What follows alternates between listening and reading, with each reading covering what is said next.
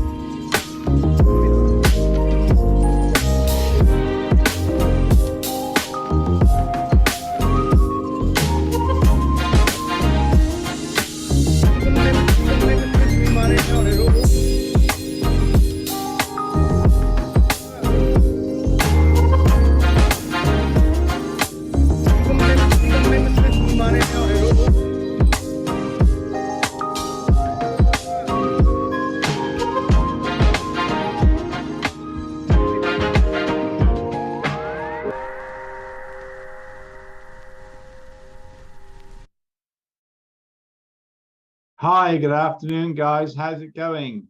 Welcome to the first of the two sessions, free on revision and exam technique to pass the examination in this coming August. Let's talk about Zoom for a moment. I think perhaps a couple of years ago, no one's seen Zoom, and since then, because of COVID, we've all used Zoom far too much. Okay, so the first thing I'm going to ask you to do is to make sure that your microphones are muted.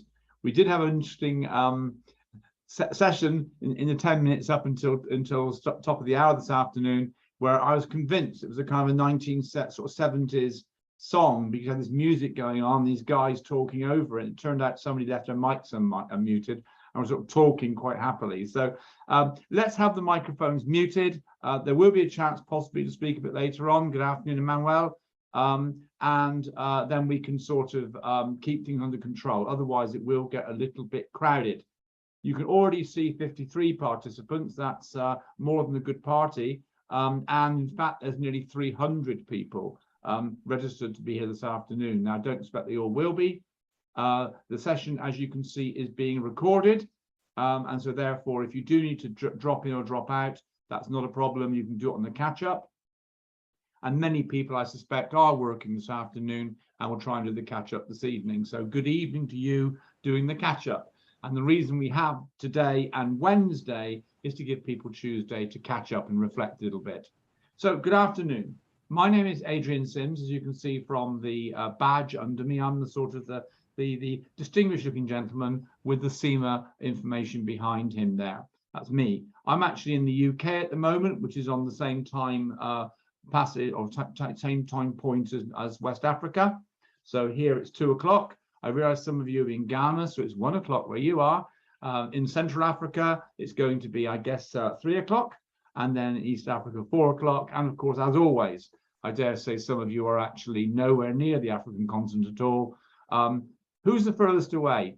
Let's talk about how to interact. In Zoom here, we've got a number of ways of interacting. One way, and some of you are already using it, is to use the chat function. And if you click into the chat function, then you can, you can type stuff in and so forth, and we can talk that way. So one thing we can usually do is find out who is the furthest away today. Who is the furthest away from Africa? Anybody in Canada? Anybody in New Zealand? Okay, what's the furthest away from our time zone? Who's really, really tired, who just got up? And who's really, really tired because you've just actually gone to bed or about to go to bed? Okay, So have a look at that, try and type some stuff in. I want to have a prize for the person who's the furthest away. Okay, the greatest distance. We have had New Zealand on before now on these sessions, and Canada is almost becoming boring. People are often in Canada. So please do feel you can interact. Secondly, we've got some reactions buttons as well. If you click in reactions, it's a little smiley face with a plus on it there, then you can do things. Okay, you can actually sort of say things like, I understand. Okay, so look at my icon there, you can see I put a thumb up. Okay, all do that, please. Let's see some thumbs up. Okay, let's see if you're actually able to use the reactions button. So put your thumbs up, don't worry, there's no extra charge. Tanya, as always, very positive responder there. Okay, one or two people here I know probably coming back to just to listen to how bad it was, or maybe they're doing a victory lap. Ivana there, okay, some thumbs up, that's really good to see. Vincent, nice to see that. Okay, excellent.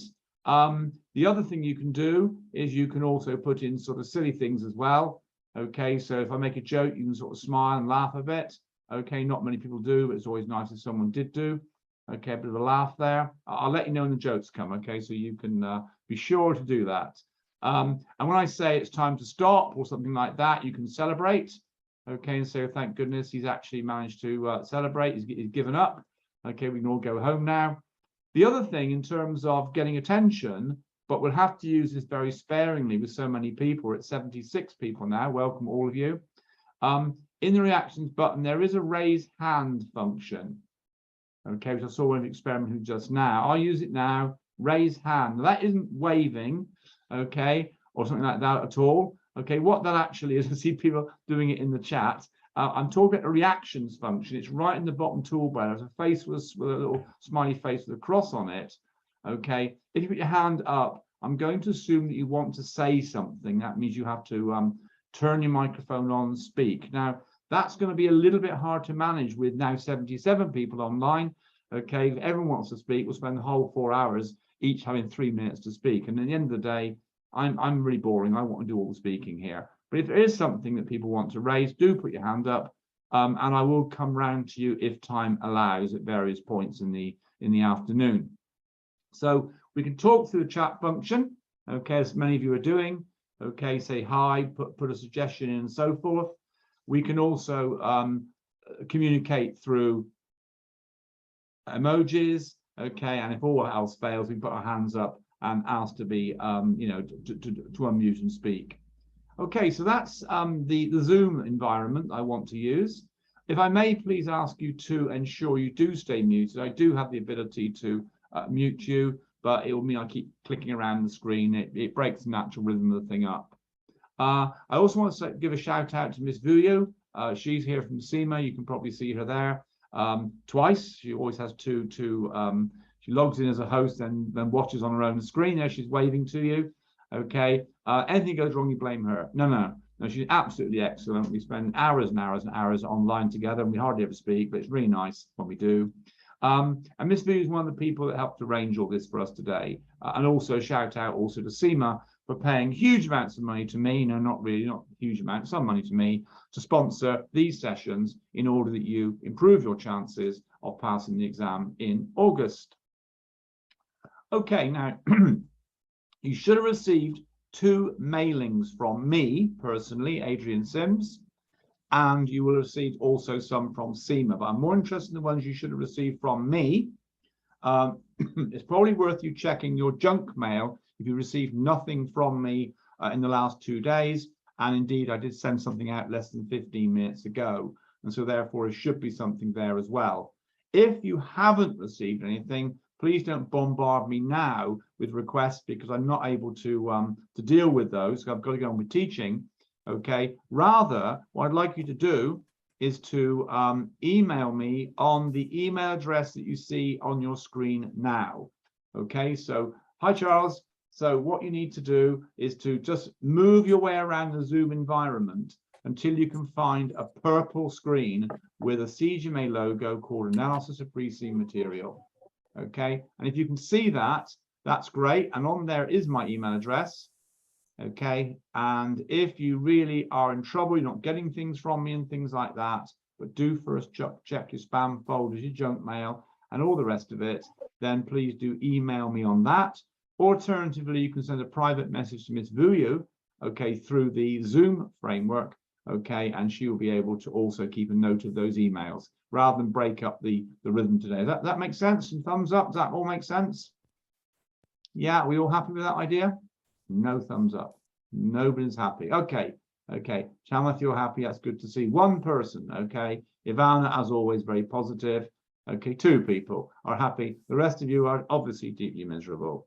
Okay, then, so what are we going to do? Well, we've got 4 hours this afternoon, and we've got 4 hours on Wednesday, 8 hours. It's like a good one day in the classroom, isn't it? So we are going to finish in 4 hours' time. What I want to do today is to quickly move through some of the most important points of the Snakwheel case study. So about the exam itself, to make sure that you do know what you let yourself in for here. Not everybody has done the managerial level, and anyway, it's different from managerial level. Look at some key points in the Snakwheel case. I haven't got time to do all the PowerPoints because they are designed for much longer courses than this one. There we go, there's someone cutting in straight away. Probably our rappers again. Okay, so please do stay muted. I know it's difficult, and sometimes you push the wrong button, and sometimes you talk and you are muted. You're wondering why no one's listening to you. Okay, so we'll go through the PowerPoints, and the key ones we're going to need. I'm going to leave them with you to read through the rest of them. Do that perhaps during the day tomorrow. So that anything you want to ask questions on, we can start the session on Wednesday afternoon to clarify those. What I really think we need to do is get onto question technique and make sure you know what you have to do to get enough marks to pass the exam. Does that sound like a good plan? Or did you want to do something different? I make it sound like you've got a choice, don't I? Okay, you've got no choice. I'm going to do it anyway. Okay, it seems to work. Every time we get the results out, I have lovely people like you sending me through emails saying, thank you, I passed. I've taken it 5 times and finally I passed, usually 5 times with me, I have to say. Okay, so let's take a look then at the slide pack. I'll work through it pretty quickly. I'm not going to cover all the slides. Okay, otherwise we'd be here for a day. As those of you who've done the program know, it takes almost a day to get through the slide pack with all the exercises and chat around it. So I'm Adrian Sims, there's my email. I'm more than happy to help you where I can. I will be sending you a lot of material as part of this program. You've already received this slide pack. I've already sent you through 2 mock question papers and a practice task this afternoon. There will be solutions to all those things sent to you. By the end of this program, and by the time you take the exam, I should say, then I'll ensure you have no fewer than 9 full-length mock exams based on Snakwheel to look at and look at the solutions, as well as a handful of practice tasks too. By the nature of things, and particularly after the May exam, I know some of you would have been on these sessions towards the May exam, and you've come back here for the victory lap, perhaps, to improve your grade. I will try to do different things this time, okay, rather than just repeat the same thing as last time, okay, because otherwise you're just going to get bored and you'll get a bit fed up, okay, and you want to be challenging and you want to be sort of back into the swing of it. So we will be taking a look at the first practice task that you're familiar with. We'll look then at mock examination 5, which we didn't do on the sessions towards May, though you did receive it. And then also we'll start looking at mock exam 6, which unless you're on the sessions towards August already, you will not have actually seen. Okay, so some new stuff to go at, because the most important thing in this examination is being able to actually respond to the question under the pressure of the exam. Okay, so let's get started, guys, shall we? As far as the exam is concerned, you know how the exam looks. This is the first task we're going to do today. It's practice task number 1. I put it up there as an illustration of the kind of way the exam looks. So you get the email from your boss. There's some strange what are called subtasks in there, and then you have to answer them in an hour. And there's usually some reference material, which is not entirely always useful. There's some hints of what you should be talking about usually in reference material. And you probably know this examination is 3 hours long. And unlike managerial, the strategic case study has only 3 sections. It's 3 one-hour sections.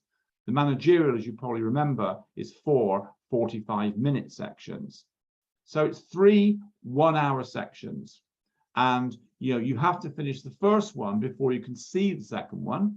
And when you move into the second one, you can't go back.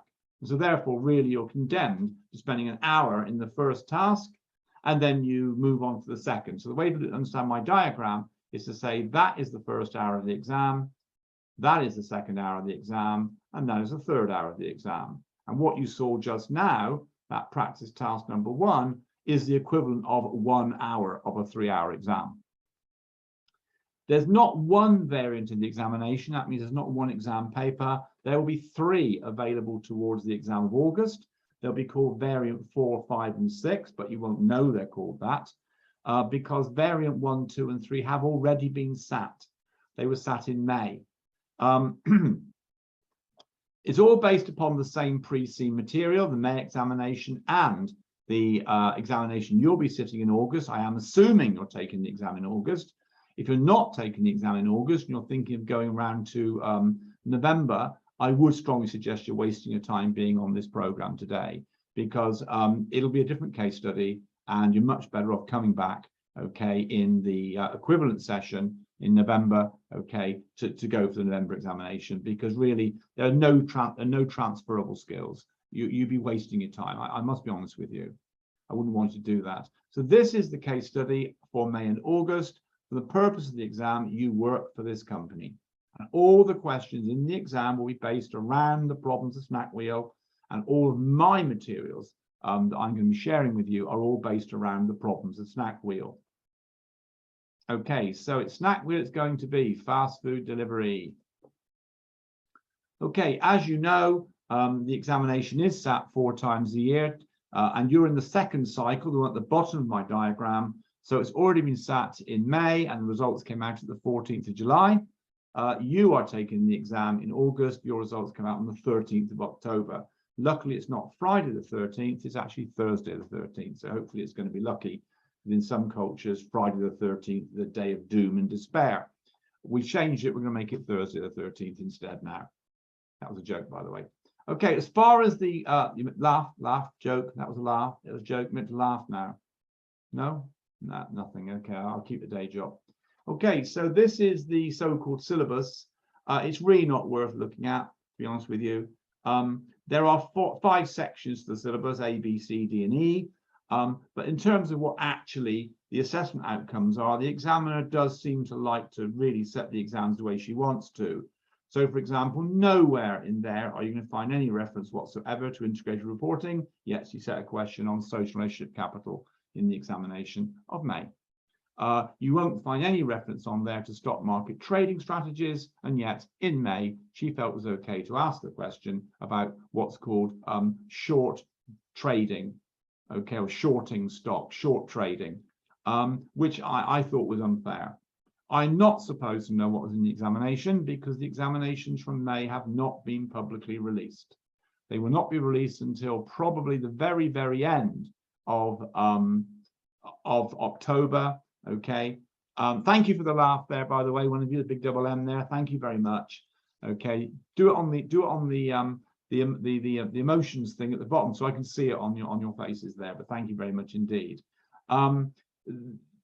I'm not supposed to know the questions, but candidates do tell me, and I'm able to piece together what was actually asked to some extent. But I've not seen the exam paper. I'm not going to lie to you. One of you asked, any change in the case material from the May attempt? No, none at all. It's the same case study. There's no change whatsoever.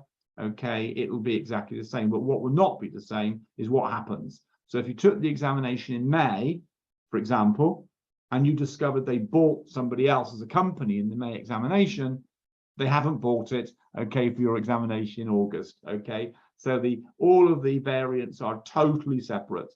Okay, don't assume because it happened in one variant in May that therefore it's going to happen in the examination or be relevant to the examination of August.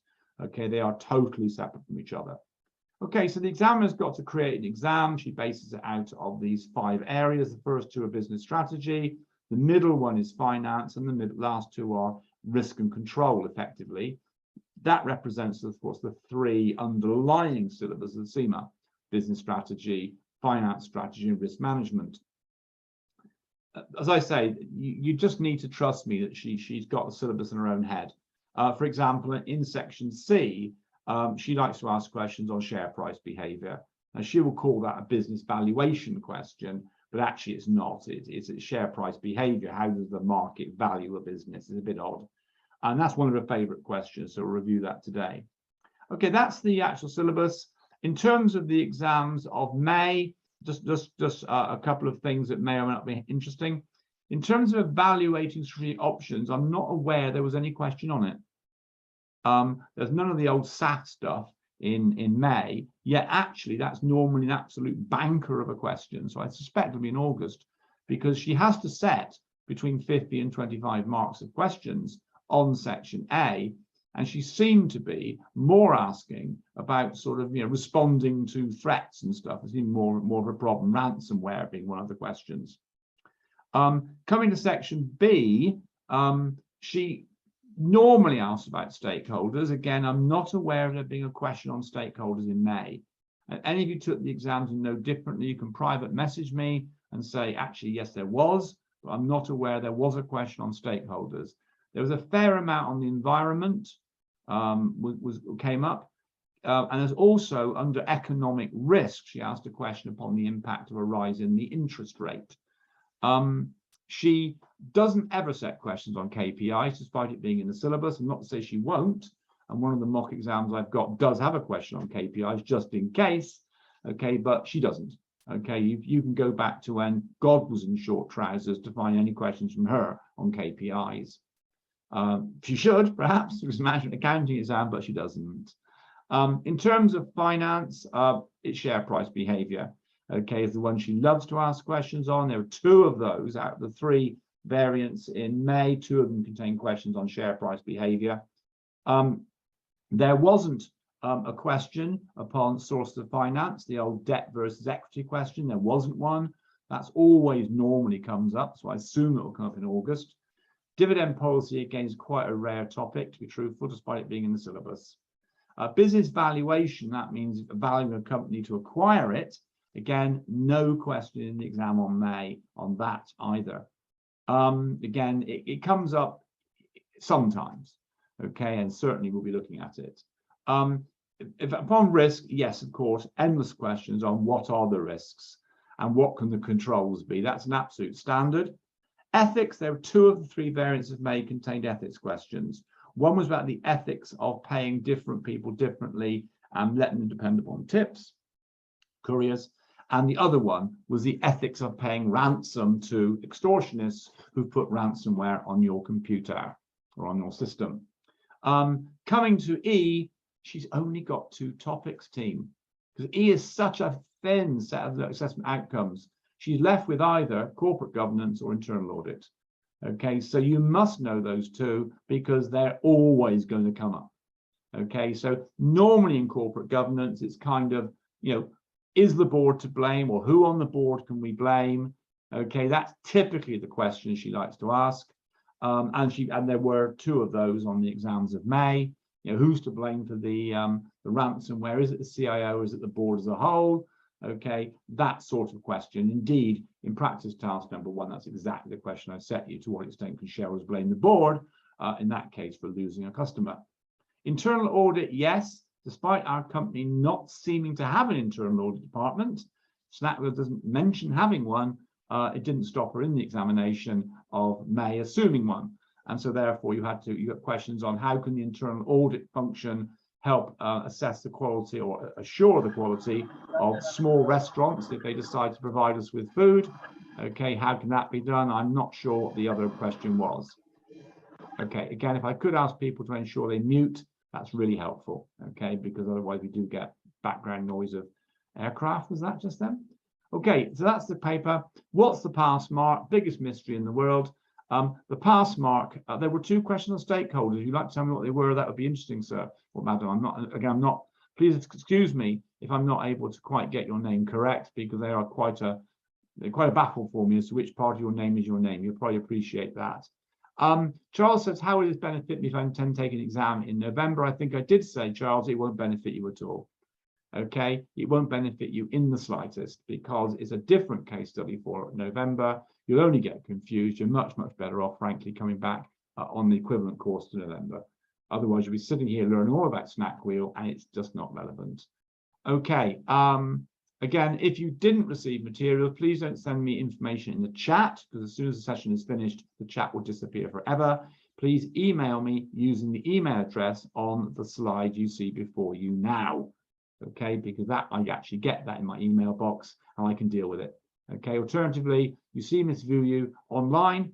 Okay, you can always send her a chat and she can scribble it down.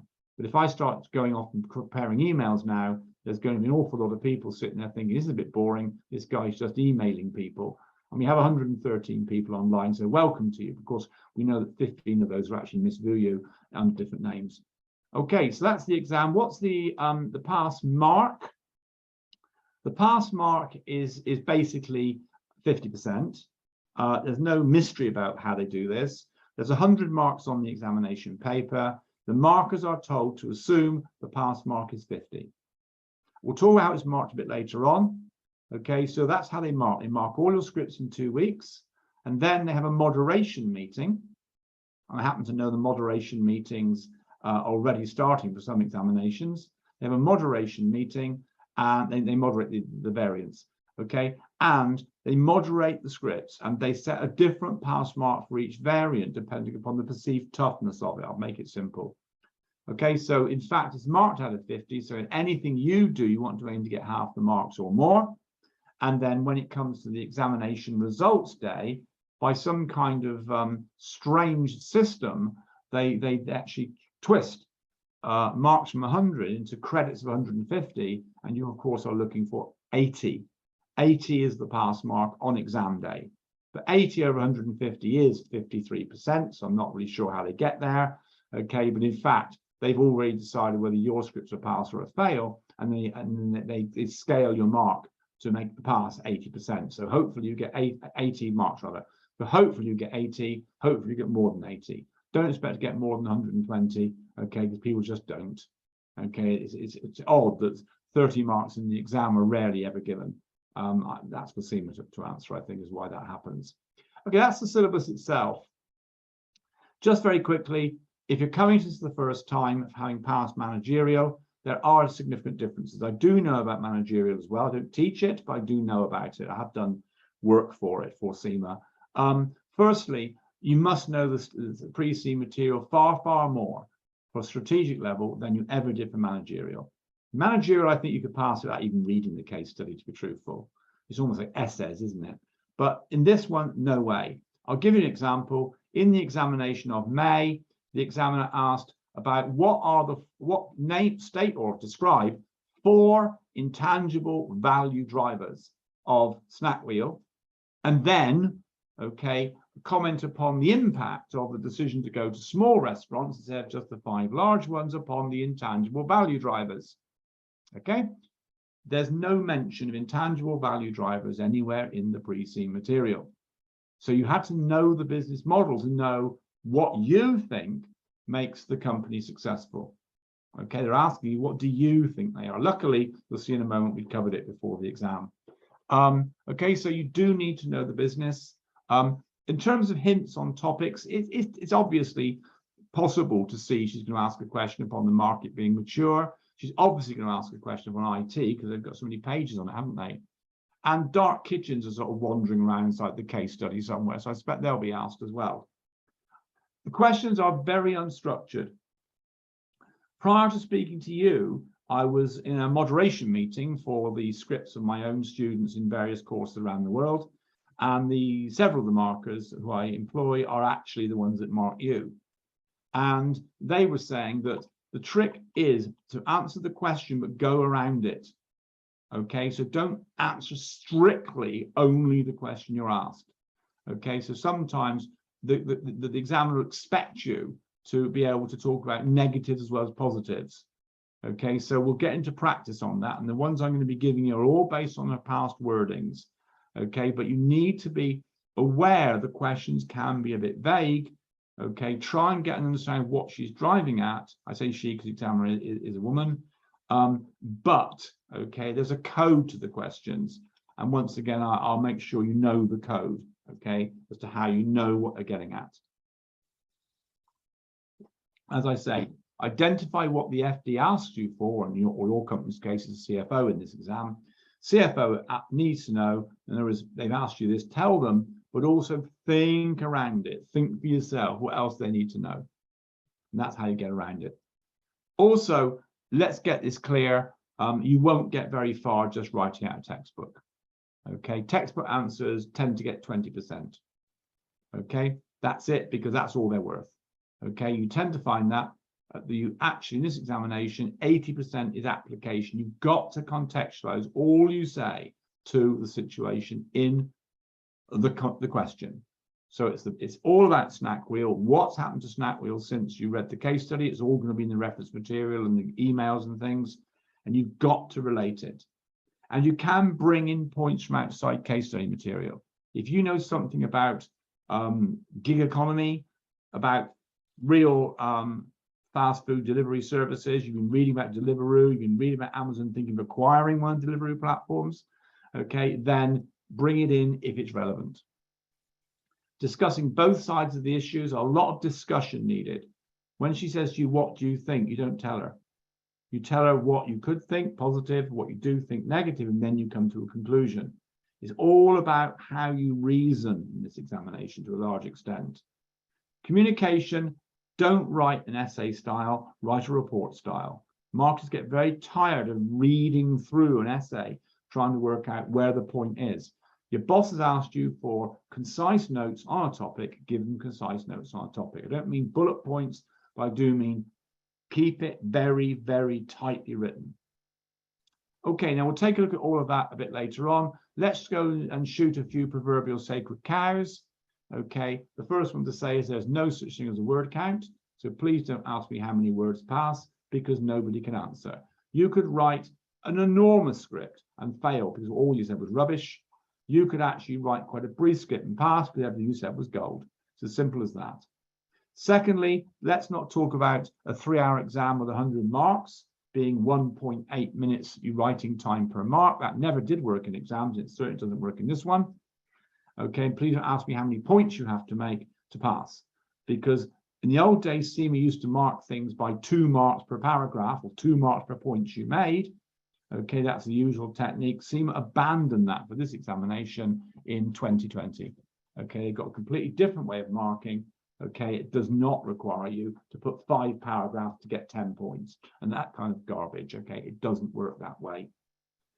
We just did an hour moderation meeting and nobody was counting paragraphs. Okay. Okay, very quickly then, I'm sure you've gone through this.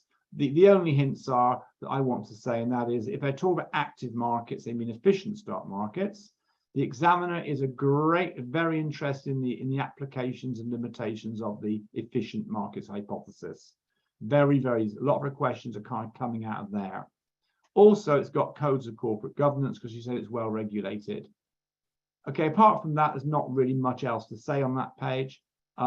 Okay, as far as fast food industry is concerned, all I'm doing here is summarizing what you read in the case.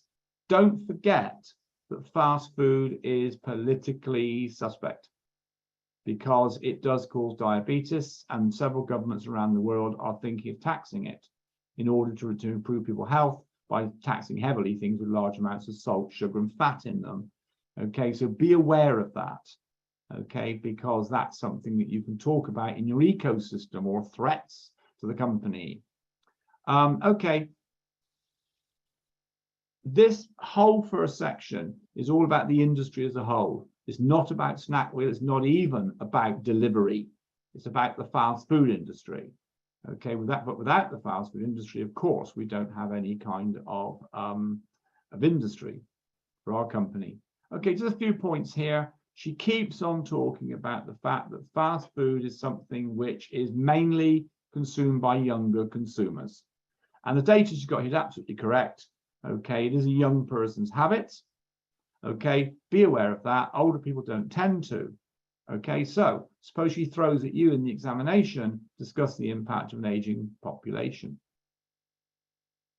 Okay, I know it's long term, but aging populations, now I know many African countries don't have aging population, you've got larger young populations. The Examiner comes from the UK. Our population is aging. China's population is aging. America's population is aging. So therefore, demand for our products is going to drop, isn't it? If that statistic there is correct, because older people do not eat fast food, or do they? Is it just simply that when they were young, there was no fast food, they never got the habit, and now, of course, they're older, they never pick the habit up, whereas younger people do eat fast food and will continue to eat fast food until they die at the ripe old age of 120. We don't know, okay, but watch out for that statistic. She keeps on mentioning it. Okay, the actual home delivery market grew after the 1990s, and what you've got there is the technology that supports it. So therefore, she does ask a question about going international, which she could do. Then bear in mind that the countries you go to have to have all four of those. They have to have smartphones, they have to have network communications such as broadband and telephone, 3G, 4G, mobile phone communication, and some means of payment.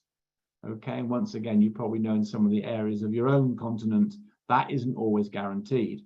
Okay, so it's something to be aware of. She's told you the conditions that are necessary to be present for this industry to actually thrive.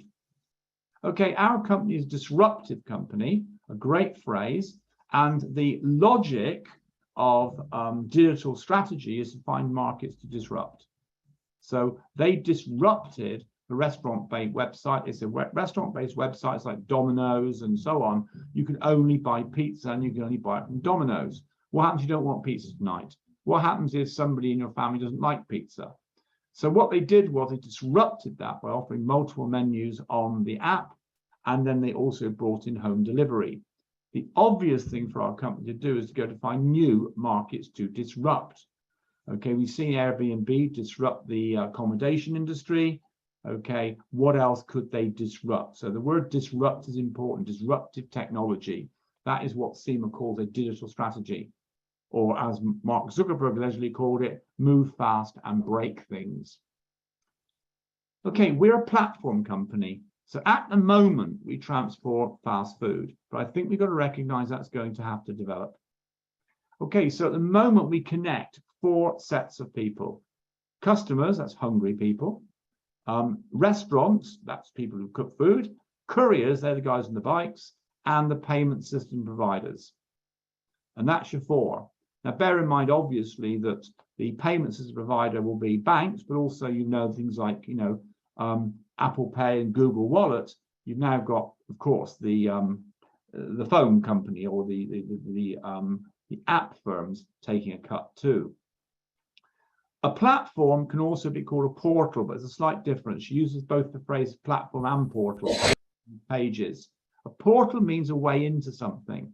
So one of the things is that the people actually use these platforms as really the only way they go into a particular industry. So if I want to go flying in planes, I tend to use Skyscanner. It's my portal into the airline industry. If I want to buy sort of books or something, I tend to go to Amazon. Okay, that's what a portal is. So we're an aggregator portal. We're a single order involving multiple restaurants. We aggregate different suppliers and put it where someone can get hold of it. So we have become the powerful person. Okay, we are the powerful people because people come to us. They don't come to the restaurants. Okay, in the same way as, when you go to Spotify or something, you go to Spotify for your music, you don't go to Taylor Swift. Okay, it's the same kind of thing. So power is with us. Okay, the company's charged commission. It's a funny one, this one, because she doesn't mention delivery charges, which most of these firms will have. The app will simply say, and delivery is $2.50 or something. They don't. She's got it as a commission. The idea that the money comes from the diner, the hungry person, to us. We skim off a commission, and then we give the rest back to them. Okay, so we pass the money on to the restaurant. Commissions in this industry are between 30 and 50% of the price of the food. Where commissions are used is between 30 and 50%. That 30 to 50 obviously has to pay the courier, and they don't get much. Okay, and the rest of it, of course, is going to come, to us as profit, or rather it's going to come to us as money to fund our IT and so forth, and then profit. let's mention dark kitchens, get out of the way. Although this page says that some fast food delivery platforms have got dark kitchens, a bit later on, the pre-scene when talking about Snakwheel says that Snakwheel serves dark kitchens. It doesn't say it owns them. I teach Chinese students, and they have a separate case study in Mandarin. It's still Snakwheel, but it's translated to Mandarin. And there's a translation error because there said it owned, Snakwheel owned dark kitchens. And I queried this with SEMA, and I've got an unequivocal comment back from the examiner. Snakwheel does not own dark kitchens. It does not own dark kitchens. Okay, in other words, there's going to be a question on it. Okay, she'll want to set a question about them starting to operate dark kitchens as sure as tomorrow is Tuesday. Okay, and that's why we're going to do mock 5, because mock 5 is my paper in which they take on dark kitchens. As far as couriers are concerned, these were very heavily examined in the exam of May. And what the exam of May talked about was the discriminatory treatment between the full-time employee who gets all the rights under employment law. They get guaranteed pay at minimum rates. They also get holidays, pensions, and sickness benefits and so forth. Yet the independent contractor is a gig worker and they get nothing. They just get a fee per delivery. And they even got to provide their own bike. And that leads to 2 tiers of, if you like, pay inside the company. And the examiner was very big on talking about the ethics of doing that, and also the problems of, shall we actually try to put them on the same pay rates? And indeed, they even managed to squeeze a question in the end about whether or not paying people different pay like this is consistent with the core values of the company. Okay, because the core values, of course, appear in the page on mission and values. Okay, so that was quite well examined in the exam of May. There's also an issue around tips and gratuities. The payment of tips and gratuities is common in the industry. The problem is with tips and gratuities is, of course, that the taxman doesn't like it because it's kind of paying people which they don't declare. Because the courier gets a handful of dollars for delivering the meal, they're not going to give it to the taxman, are they? Only the most honest one would. Only the SEMA qualified one would. Okay, all the others are put in your pocket and say nothing. And it is believed that these companies are actually encouraging tax evasion because criminal, they're encouraging tax evasion by paying low pay, but encouraging the couriers to make their money up through tips, which of course are never declared for tax. Okay, I'm not going to have time to do all of my questions and answers. That's why you've got them up front. Okay, my own students on other courses, they were given some time to prepare answers, which most of them didn't. Okay, so I want to look at the first question. I also want to look at some of the bits in number 4, okay? And we'll take a quick look at number 2, but in fact, we'll do a stakeholder question before long anyway. Okay, so what are the factors that drive the profitability of a company like Snakwheel, these platforms? Okay, remember in the short run, profitability is always going to be profit, which is revenue minus cost measured over a year, divided by the value of the assets the company uses to generate the profit. We call it return on capital employed.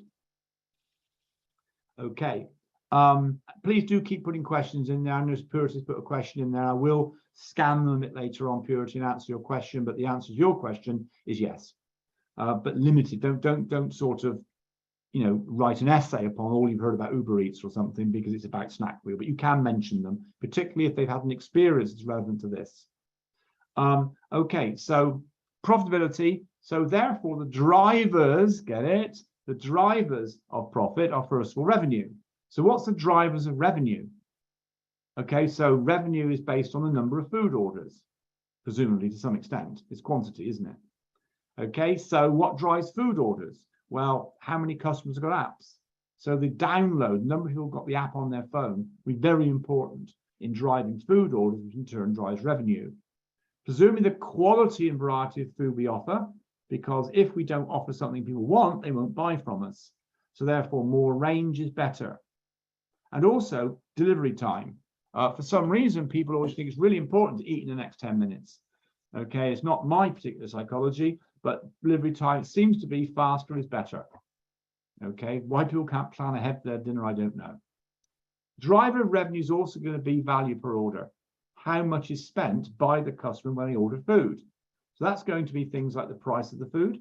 Now we sell junk, so we sell stuff that is sold on price, you know, fill your belly for $2 sort of stuff. The range of food will also affect the value per order. So some places will just sell you a pizza, other people will sell you a whole bunch of stuff around the pizza. You get the drinks, you get the dough balls, you're going to get the ice cream at the end. You can also have dipping sauces. And so that's going to affect the value of the order. And also, does our app encourage people to buy more when they come? So basically, I'm buying some food. Does it cross-sell me? Does it say, do you want some ice cream to go with that? And many people also have onion rings with that burger. And of course, that increases the value of the order. And also upselling. In other words, saying to you, well, actually, do you want a large burger rather than a small? Okay, and do you want to go large on your cola or not? Okay, and all of that pushes your prices up. I'm sure you know that. Okay, but keep that in mind. Those are some of the drivers of profit. Other revenues would be things like payments to feature higher in listings is mentioned on page 26. And also I'm speculating that the data they're collecting, because they've got millions of people, big data, okay, they'll presumably be useful as well, because that data could be information about people's tastes and preferences, what they buy when they don't like pizza, okay, and that sort of stuff. It can drive things like, okay, you know, menu options that they'll offer. It could also perhaps suggest where locations would be. You know, where do you put a restaurant is where people are buying stuff, but not from you at the moment, because you haven't got a restaurant there. Opening times, one of the companies in the case doesn't have full opening times. It's a sandwich company, isn't it? Doesn't have a full suite of places, nor does it have full opening times. This data would show how many sales they lost. Okay, the commission is also going to affect our revenue. So what means we can charge 50%, not 30%? Answer, our app is popular. If you're not on our app, you're not going to sell. If we're the biggest app in the market, then restaurants know that to really sell to most of the market, they have to be on our app. Therefore, they'll agree to pay more commission. And competition.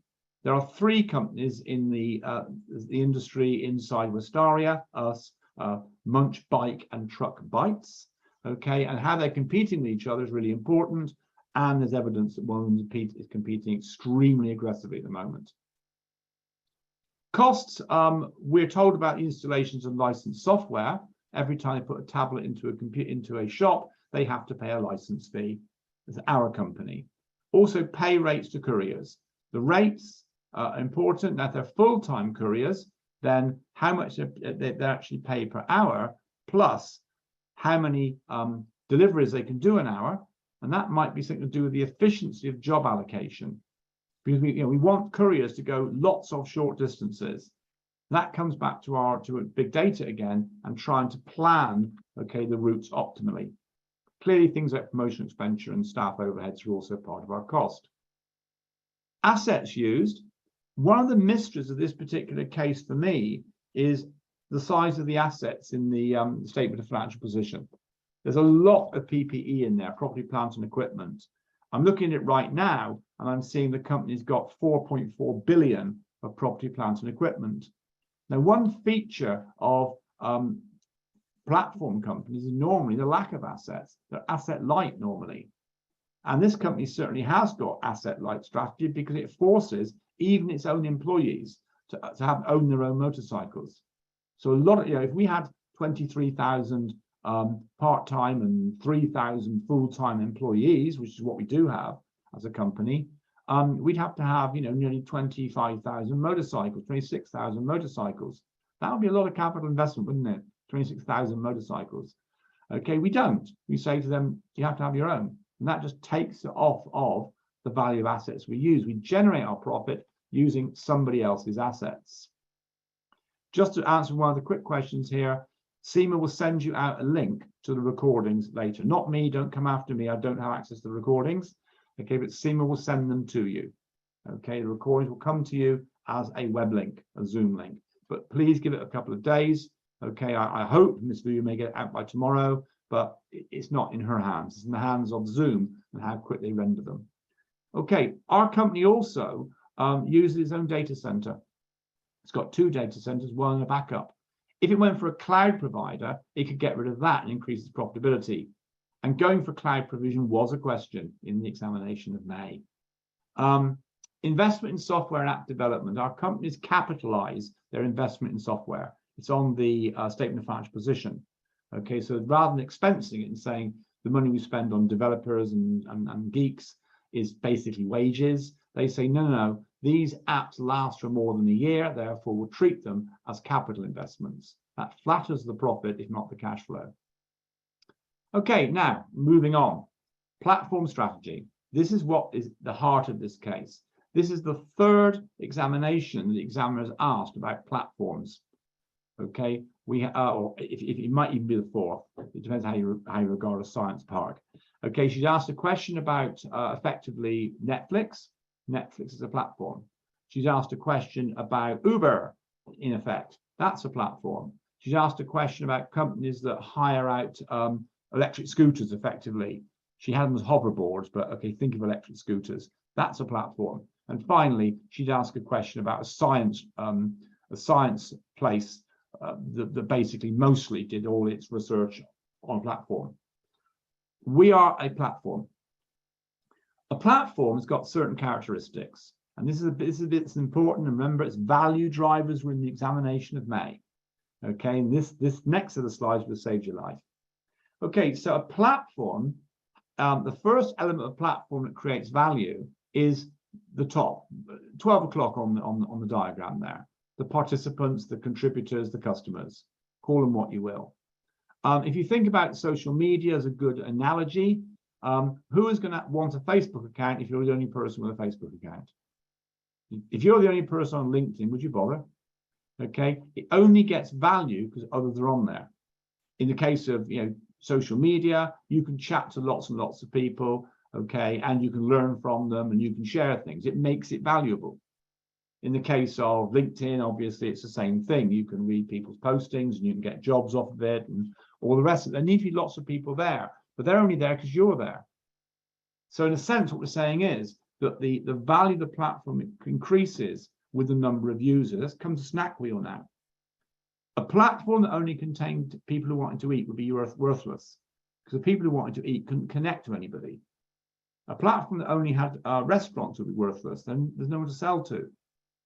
A platform that had consumers and restaurants and no couriers would be useless. And a platform that contained only restaurants and couriers and no customers, the couriers wouldn't go to. But if you can grow the three participants equally, then the platform becomes more valuable. Customers go there because there are more restaurants to choose from, plenty of couriers, and therefore all the stuff comes quickly. Couriers go there because there's plenty of earnings because loads of restaurants to collect from and loads of customers to go to. And restaurants go there because there are loads of customers and no problem delivering because there's loads of couriers. So the idea is that the platform's main value driver is the participants and getting more participants, which is a shame for us. We only got 5 restaurants on ours. Secondly, the IT systems, they're self-explanatory. You have to have the data centers, you have to have the broadband connections with the restaurants and so forth to place the orders from the data center. You need the apps on people's phones, and you also need, well, presumably if it's mobile, the couriers will certainly be using telephone systems. The people at home might be using their local Wi-Fi, but they're probably also using their phones, aren't they? Yeah, their phone signals. So they're all going to be in there.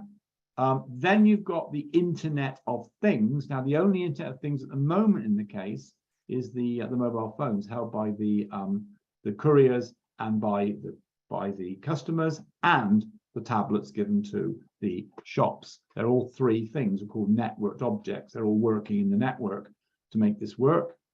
But the most odd one is the ecosystem or ecology. This is what makes people stay with a platform or not stay. Again, let's use an analogy for a moment. Think about things like Facebook. Why is Facebook's membership dropping? And it is. I mean, people are just stopping. Okay, why? Well, because people are getting a little fed up, perhaps, with the hate speech. People are fed up with the fake news. Also, people are a bit fed up with the fact that their data is being sold. So people have gradually drifted away from it. They've gone elsewhere. Okay, so that's the ecology. Now that in the case of Facebook, the ecology may be actually slightly poisonous now. Whereas things like TikTok, which of course is where they've all gone, okay, at the moment, the ecology of that one is very positive. It's all fun, everyone loves it. Okay, there's no hate speech and so forth. It's closely monitored, and that what makes it successful. So what's the equivalent ecology for our platform?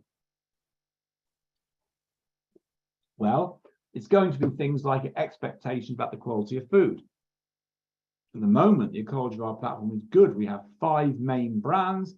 They're all global. They've probably got extremely cleverly designed recipes. They've probably got very good hygiene conditions and all of that. Okay, so when the examiner asked you, okay, about the intangible value drivers, okay, she asked for 4 and look at the diagram, then you'd say, well, if we start having smaller restaurants, it might affect the ecology of our platforms. People can no longer quite trust the food as being hygienic, or possibly, of course, it may improve the ecology because the platform is being seen to give more money to local industry and not to these global chains. Okay, so that's a platform strategy. And all those 4 things in a diagram have to work to generate the value of the platform. Now, I've changed my question slightly. I've changed from profitability to the question value. I promise you these PowerPoints were there before the May exam. So you would come on that program and may remember them. Okay, and thought to yourself, I wish I had that variant with the value drivers. So what drives the value? How close do you want to get to value driver, eh? What drives the value of a platform? So what is a value? A value is a long-term financial return to a platform. Now, some platforms make losses, bad losses. I mean, Uber, I think, is into profit now. It didn't used to be. Certainly, some of the ones you've cited to me are in losses, but they still got positive stock market prices. So people aren't looking at the profits, they're looking at the long-term value, or as I would call it, the story. They can tell a story. They can tell you how it's going to grow through time, what their plans are to build internationally. They can tell you about the value it gives to participants, because that's what a platform is worth, is its growth rate, plus the fact that participants want to actually be on it. Some are willing to pay to be on there. Some are willing to experience higher prices. Some are willing just to give away their personal details and nothing to Mark Zuckerberg of Facebook. And thirdly, the platform's value will depend on what actually matching transactions it can carry out. And matching is the phrase to use. Matching. Platforms match. So a platform grows in value if they can actually attract participants to rely upon it, because it matches them with other people. That's why they're called multi-sided platforms. There's many of them. I've mentioned, Netflix. Netflix has got participants. It's got you watching. It's got the film companies who need it to get to their customers, and it hangs a whole bunch of other stuff with Alphabet too, doesn't it? A platform grows in value if it can create an ecosystem of interdependence and trust. 2 big words. Trust. The people believe it's the best prices. They believe it's good quality food. They believe it will make them profitable. They believe they can earn their career income by being on the platform. Interdependence, that they all depend upon each other. No one can break out. So one of the things that might stop restaurants from leaving our platform is going to be the fact that they actually kind of rather depend upon being in front of our customers. Yeah, sure, they can open their own platform, but they haven't got our customer details. They're going to have to start all over again. This brings me to what's called a platform strategy. Again, this is what SEMA wants you to know. So how do you build a profitable platform? Number 1, you've got to get users and participants. So how do you do that? Well, promotional activity, advertising, putting it in social media, okay, get influencers possibly to get involved. Low cost, free, or pay people to use it. A lot of the food platforms will actually attract you by saying, get your first meal free. Others subsidize for the first 6 months any new user. The prices you see ain't the prices your neighbor sees.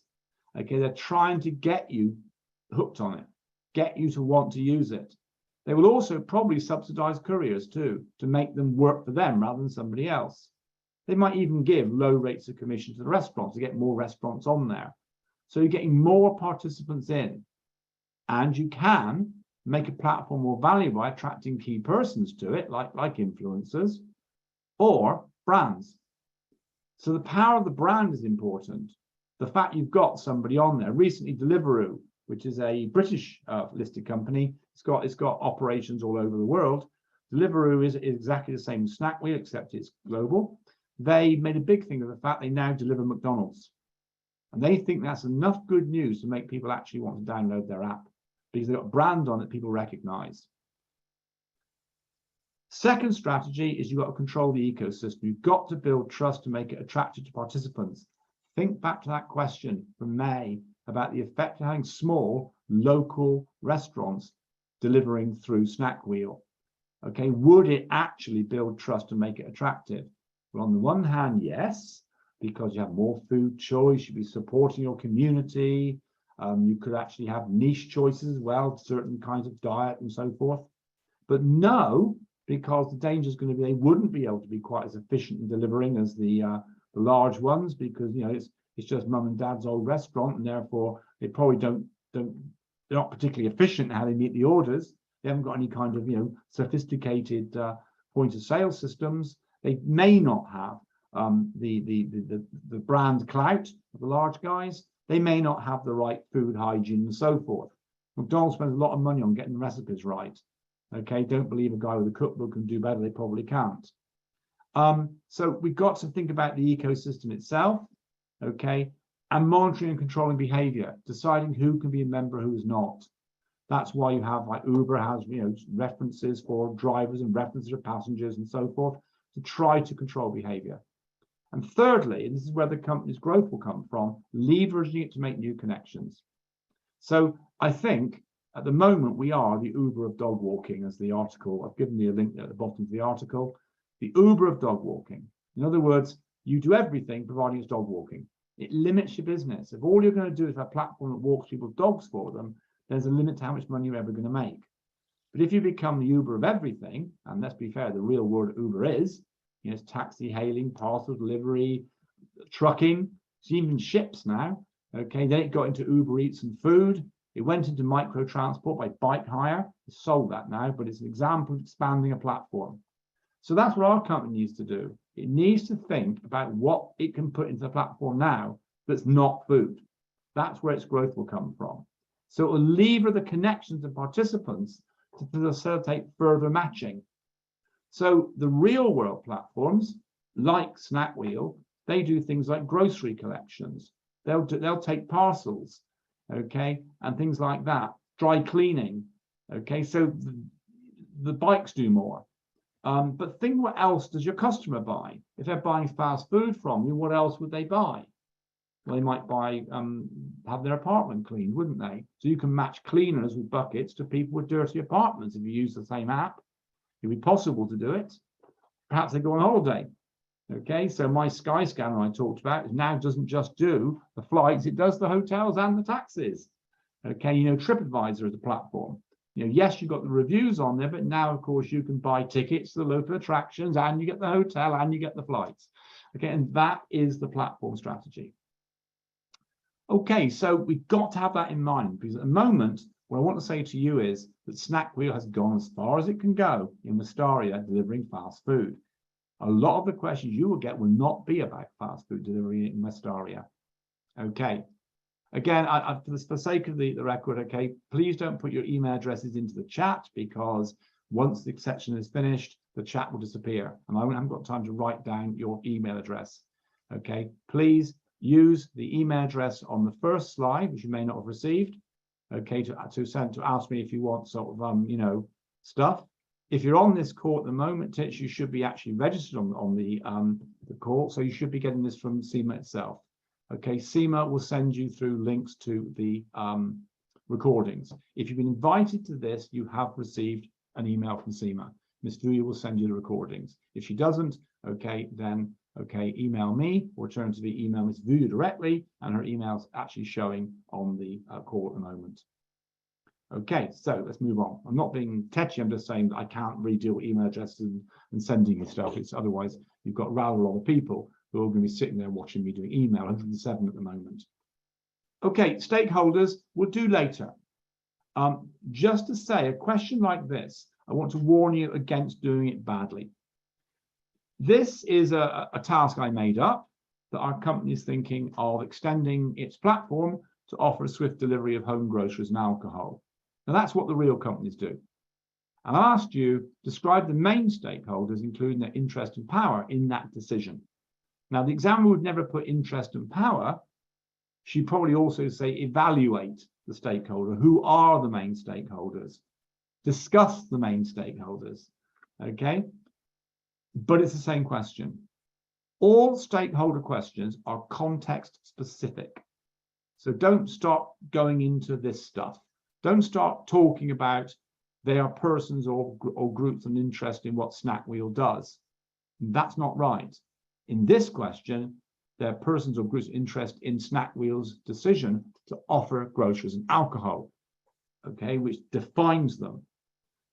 Yes, their interests are affected by the decision to offer groceries and alcohol, and their power will be to help or hinder the success of the decision to offer groceries and alcohol. Very specific. Most people have got these generic lists in their mind of stakeholders. When I set a question on stakeholders for my students doing the program to August, the big long program, some of them actually copied from Wikipedia loads and loads of information about stakeholders. They got nothing, zero, no markable content. Why? Because you can't write this stuff down. It's your job to know it. You're meant to know examples of stakeholders. You're meant to know the sorts of interests they have, the sort of power they have. But in this particular exam, you've got to actually choose 3 or 4 good ones, not just general ones. Interest groups always goes in, doesn't it?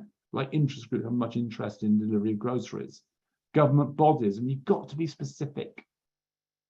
This guy, okay, South African, in fact, Aubrey H. Mendelov was South African until he went to America. This is his matrix. I'm sure we've all suffered this one. Okay, forget it. Okay, the examiner is going to ask you about, please talk about minimal efforts and please talk about keeping forms. She always says main stakeholders. She means the ones in the bottom right-hand box. That's it. That's Mendelov done. You're only ever going to talk about what you'd call key players. So to answer my question very quickly, I'll do the first one just so you can see what you're aiming for. This solution gives you 5. I chose stores as being one of the main stakeholders that would be important to our decision to offer groceries and alcohol. Why? Because they're the ones we're going to get it from. And then you say, well, okay, they're not suppliers. They're not called suppliers, they're called stores, okay, or supermarkets or something. Okay, what's the interest of supermarkets? What's on their mind? What are they going to want to know about? What are they trying to achieve from this? So you're walking away from Snakwheel and standing in the store and going, if I work for you, what would I be wanting to know? What would be on my mind? So I put down a whole list of things. I say, well, firstly, can I integrate our operations? That's not rocket science because they've told you how important it is to integrate fast food delivery with the operations of the restaurant. Therefore, it's a simple jump to say it's the same problem for stores then. So, okay, ease integration operation. So things like, you know, how will the orders come to them? What staff will they need to pick and pack? What boxes will they need? What bags will they need? Then they'll be talking about their revenue. You know, what will we make from this? And of course, you can say, well, the problem is they may make no revenue from it because customers would have walked into the store and bought the stuff if there hadn't been a delivery service. So now what we're going to do is we're going to offer 2 channels to the same customers, and we're going to pay a commission for all the ones that chose to use the delivery service. So they probably go, I wish this didn't exist. I wish this didn't happen because it's going to take money away from me. But then they think strategic impact. What happens if I do go with it? I might get a lot more business because the other guys in the town haven't done it. I've now got most of the takeout market. Brilliant. Well, they might think if I don't do it, I'm going to lose most of the takeout market because the other guys are going to do it. That's something that's called game theory, by the way. Okay. Then they want to know the cost of involvement. What's it going to cost me to be on that app? What commission rate am I going to have to pay? Do you see that answers an awful lot better than generic one on suppliers that says revenues, price and quantity and decline to supply? That's the difference between a very low mark and a high mark. Okay, you apply it to the context. Okay, so go through those. Will that be a question in the exam? It could be. Okay, the company you might find that your variant is all about the company diversifying into a new set of things on the platform. And now you've got the way to answer any questions on stakeholders. Okay, ecosystems and so forth. As all my notes do here is they explain to people, because many students I teach have never seen the seamless syllabus before they come along. And so consequently, I explain an ecosystem. Okay, the idea that companies are now in sensibly balanced commercial ecosystems where they depend on them for their existence, but the actions they take can affect the ecosystem and change it. In the same way as a forestry company might depend upon the trees in a forest and by their actions, unfortunately, they can sometimes completely disrupt the forest to a point whereby it can no longer survive. Okay, and that's the notion of an ecosystem in science.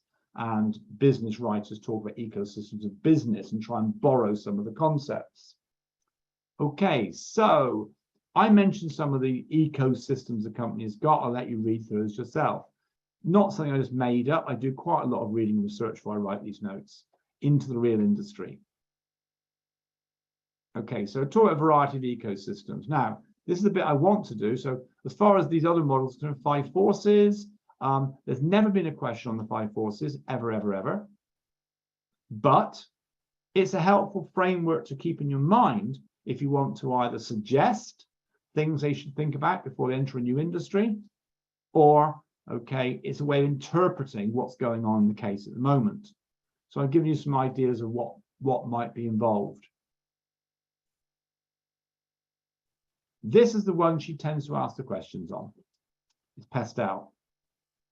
And I believe there's a question on Pastel in the exam in May. There certainly were on the exams of the previous case study, which is about video gaming, by the way.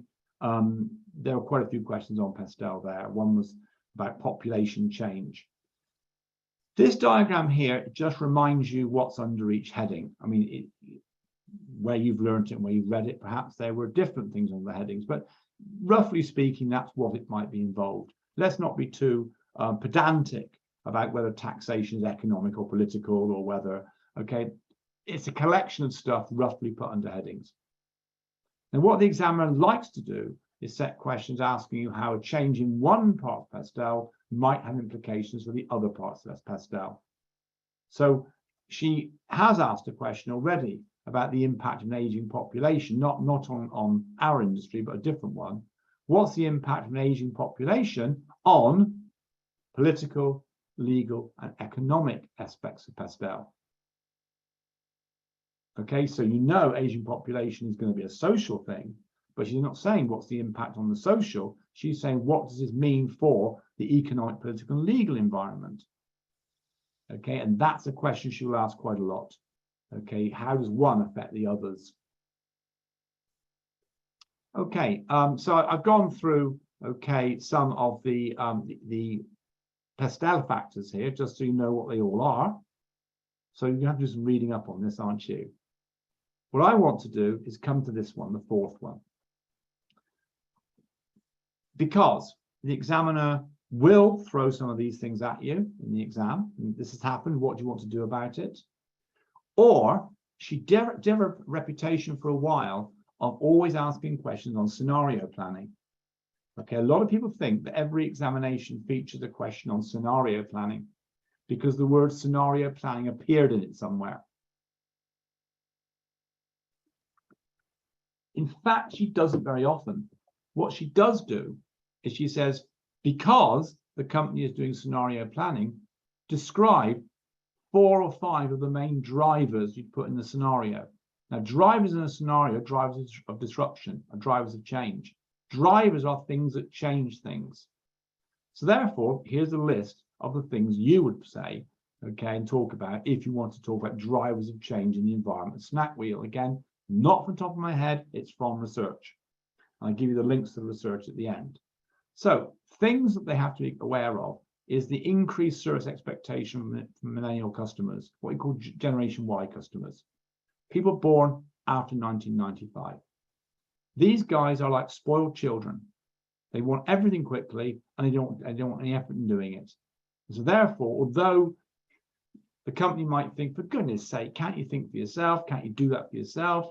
They don't. The whole idea of having food delivered to your door is clearly something can associate with being lazy, isn't it? Okay, so faster service, effortless ordering. That's what success is going to be needed. So therefore, they're going to want ever easier ordering and ever faster service. Secondly, they think that the high street restaurant is doomed because the margins now on restaurants are so low that basically they can't survive. Now, I wondered about that, and I went to a couple of McDonald's. I've noticed McDonald's now, they've taken a lot of the tables and chairs out. They are basically places couriers go to collect food with the occasional walk-in customer. Most of their money is coming from couriers, and those couriers are taking up to 50% of the price of that food. Those McDonald's and other companies are suffering. So consequently, what they're going to end up with is dark kitchen business. In other words, the trend is toward dark kitchens, okay, in which the food is made nowhere near customers, nowhere near the high street because it's cheaper. Okay, they can do much more economies of scale and so forth, and that's the only way they can survive. The only restaurants that will survive are full service restaurants. That means ones where you might go on your first date and you get a tablecloth, knives and forks, that kind of thing. Okay, and candlelit dinner and a waiter turns up. That's what you'll be getting. You won't have the current fast food outlets anymore. Absolutely, the bullet point at the bottom, changes in the laws to protect gig economy workers and independent contractors. Yeah, it's happening all over the world, where the tax authorities are saying, wait a minute, this is just avoiding tax. They're not really contractors, they're really employees. Trade unions are saying, come on, we'll organize you because you're getting bullied and beaten up here. You've seen that already with Apple shops in America. You've seen it with some of the Amazon warehouses. There's been strikes in UAE by Deliveroo drivers. Okay, so the gig economy is under pressure, okay, to regularize the employment rather than simply pretend that they're kind of freelancers who, out of choice, choose not to have any kind of employment rights. New delivery technologies. Again, you're looking 10 years. So autonomous delivery vehicles, really, they're already there. Okay, drones, for example, quite a few countries now have got drone superhighways. They're actually designating air corridors for drones to go down each town, so they collide with each other, this way, that way, and the other one comes back the other way. Okay, shuttles are basically autonomous delivery vehicles that drive, driverless cars, driverless vans. They're in several places, notably San Francisco, but also actually South London's got them now as well. They're experimental at the moment, but over 10 years, if their experiments are successful, they will be the way of delivering. New ordering technologies, the industry is very concerned about these. People don't want to use a phone app, they want to talk. And so therefore, smart virtual assistants are really important. Ask Alexa for your meal. Ordering in car, ordering within social media apps, because that's where a lot of people, perhaps you included, spend a lot of your time. You're sitting there with your screen, that's where your social life is, that's where you get your entertainment from, that's where you want to order your food from, within the social media app. So ordering by tweet, that kind of thing will be, so that's different. You're going to have to write down what you want, and they're going to have sort of text recognition to be able to work out what you said. Within movies, within video games, smartwatches, smart TV, even the use of emojis to select food. Literally just drag a few emojis in, 3 burgers, 2 fries, 1 Coke, okay, send. There's your order. Obviously, emojis aren't going to be the ones we've got in, Reach, WhatsApp or whatever. There'll be special ones for the particular restaurant chain, but that swiping thing will happen. Niche markets. This is why I thought she'd go after independent restaurants. She did, okay, because, what if you don't want to eat the stuff from the fast food companies? You're a customer they've lost. So special markets, religious, vegan, ingredient intolerant. The vegan one, don't lose sight of the fact the examiners in Western Europe, 35% of people below the age of 40 follow plant-based diets. It's huge. Okay, even McDonald's now makes a plant burger. Ecologically conscious segments, again, these niche markets, but they are ones we don't currently have, and they're going to be more important. Crypto, using cryptocurrency to pay for food. I mean, what the future of cryptocurrency is hard to say. Those who are in Nigeria will know that the Central Bank of Nigeria has now got the e-naira, so therefore there will be crypto versions of national currencies, okay, and people expect to pay with them. Okay, you do pay with your Google Wallet, you do pay with your Apple Pay. Okay, would you pay by crypto? But then that's a whole new technology, isn't it, for them? Ecologically conscious segment of fair repeated by accident there. Moving on to my last 2 points, new battlegrounds. Where are you going to put your product? And the one that I suspect you're fed up hearing about is the metaverse. Okay, metaverse is the one the consultants are trying to sell now, isn't it? That's the big thing this year, metaverse is. Some students I'm teaching in China next week, after they do their first day, EY have invited them to a metaverse party. That sounds like a fun, doesn't it? I've heard of silent discos and metaverse parties. That's a whole new thing. Okay, I don't think it's actually a party as in sort of, you know, drinks and so forth, but I'm trying to show off their technologies. People will spend time in the metaverse. All it is not looking at the internet, it's being in the internet. At the moment people look at the internet on screens through their social media, through their Google searches, through their watching of YouTube, okay, what Mark Zuckerberg says is go and live in it, jump in, put a 3D headset on, set of headphones, in you go, okay, rather like being in The Matrix or something, the film, you know, okay. Also, home-based work economy, that will change territories. At the moment, we think people buy their lunch in the town centres. They're working from home, you need a distribution network to go to those people. And finally, you're going to see new food brands. The idea that possibly it's not the big branded restaurants that are going to have the power, it's particular celebrity chefs or particular media celebrity endorsements where you actually have the Kim Kardashian menu or something, okay? And, you know, let's be fair, if you buy perfume from these people, you'll probably buy food. They won't be them cooking. Kim's not going to, you know, cook you a burger, okay? She will give her endorsement and, of course, for a commission to some of the others. So those are the drivers of change. It's not going to be a question upon only our existing company. Now, what caught me about the exam in May was there wasn't an awful lot of future looking in the questions I saw or heard about. They're much more about sort of problems at the moment and trying to deal with the IT and things like that. But you know, in the past, she has done this stuff. So I'm not ruling out for August. Okay, as far as business models is concerned, I don't intend to do this section particularly. Okay, I'm sure you've read through about, you know, where it came from. One thing I did put at the bottom of that particular slide was it's probably worth noticing that the founders who set the company up in 2007 are nowhere to be seen anymore. Now, who were they? They're probably techies, weren't they? They're probably geeks. Most of these platforms are set up by programmers who make themselves incredibly rich and move on, or move on to a beach. So our company is actually not young. It's actually 15 years old. Okay, it's been listed, okay, for 7 years. So therefore, it's kind of moving into its second stage. It's not a startup. It's not a unicorn. Okay, that's pretty much it. I'll just pick on this bit here again for those who've just joined or those who perhaps fell asleep. Okay, we do not own dark kitchens. It's unclear. It's not unclear. Okay, now because the examiner has clarified it because of a translation error in my Chinese version. Okay, Snakwheel does not own dark kitchens. No doubt about that. Does not. Okay, that leaves it open for her to ask questions about should they own them. Okay, that's why I think she's very keen to make sure that my students knew that they didn't own them. Okay, I think that's be a question. In fact, it's the basis of Mock 5 that we'll probably do. Okay, that's a key point there. Just make sure you're aware of that. I know it's probably not what you've read elsewhere.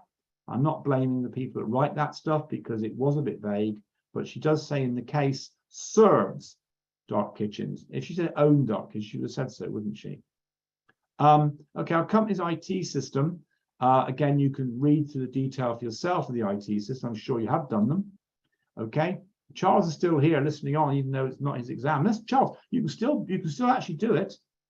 Okay, the examination closing date is the 9th of August. You could just, you know, you could gamble, okay, and give it a go. Okay, you might pass on the basis of these 2 revision courses. I think some people will. Okay, you might give it a go.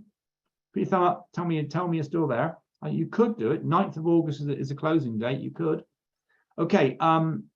The IT is worth looking at because I think the problem is the bottom line on there. This to me is the is you like the elephant in the room, okay, which is this. We are restricted to having only 5 restaurants because of our IT system, because it's so expensive to integrate our IT system into the operations of large restaurant chains. Now, what they're saying there is they have these tablets. Now, these tablets must be like iPads or something. I can understand how the iPad would work. You'd have a tablet PC. If you're in a small, ma and pa restaurant, they'd have the tablet PC probably sort of sitting somewhere near the till, so that they're taking orders off the table. Okay, walk past, they notice the tablet's got an order, they pick up their regular book, write it into there, and sort of give it to the chef to make. Or maybe they're quite sophisticated. Maybe they walk around the restaurant with a little iPad, okay, and they go back and they look at your iPad and they sort of tap things into that. And that's not integrated. Now, the large fast food companies, of course, they ask you to order your food using a touch screen, don't they, at the front of the shop. And that then goes into their sort of workflow system. It orders the bits for your burger. It orders the drink. It orders the cake at the end or whatever. And it all turns up on a plastic tray in a bag, doesn't it? Okay, now these tablets presumably are now being tied into those same systems. So the idea is that when the app person, the consumer, orders something, it automatically goes into the workflow system of the McDonald's in the same way as a physical touchscreen order from someone walking the shop will. So there has to be protocols to link the systems together. The problem with our system is it was produced by a third-party consultancy to support e-commerce. It's probably not very new because it's 2007. It's probably not very new, and it's probably not very friendly. It doesn't work well with modern systems.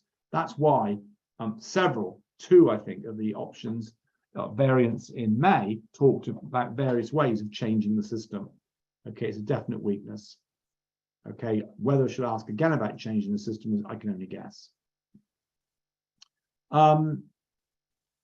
Just the point that they hold customers' bank and credit card details in their data center. Okay, it's all stored in the app as well, making the point that that is your cyber risk. When you want to see criminals, look for where the money is. Okay, hacking those apps would be really useful. Deliveroo's been hacked constantly. Okay, Deliveroo's app's been hacked many times. Most recently, May 2001.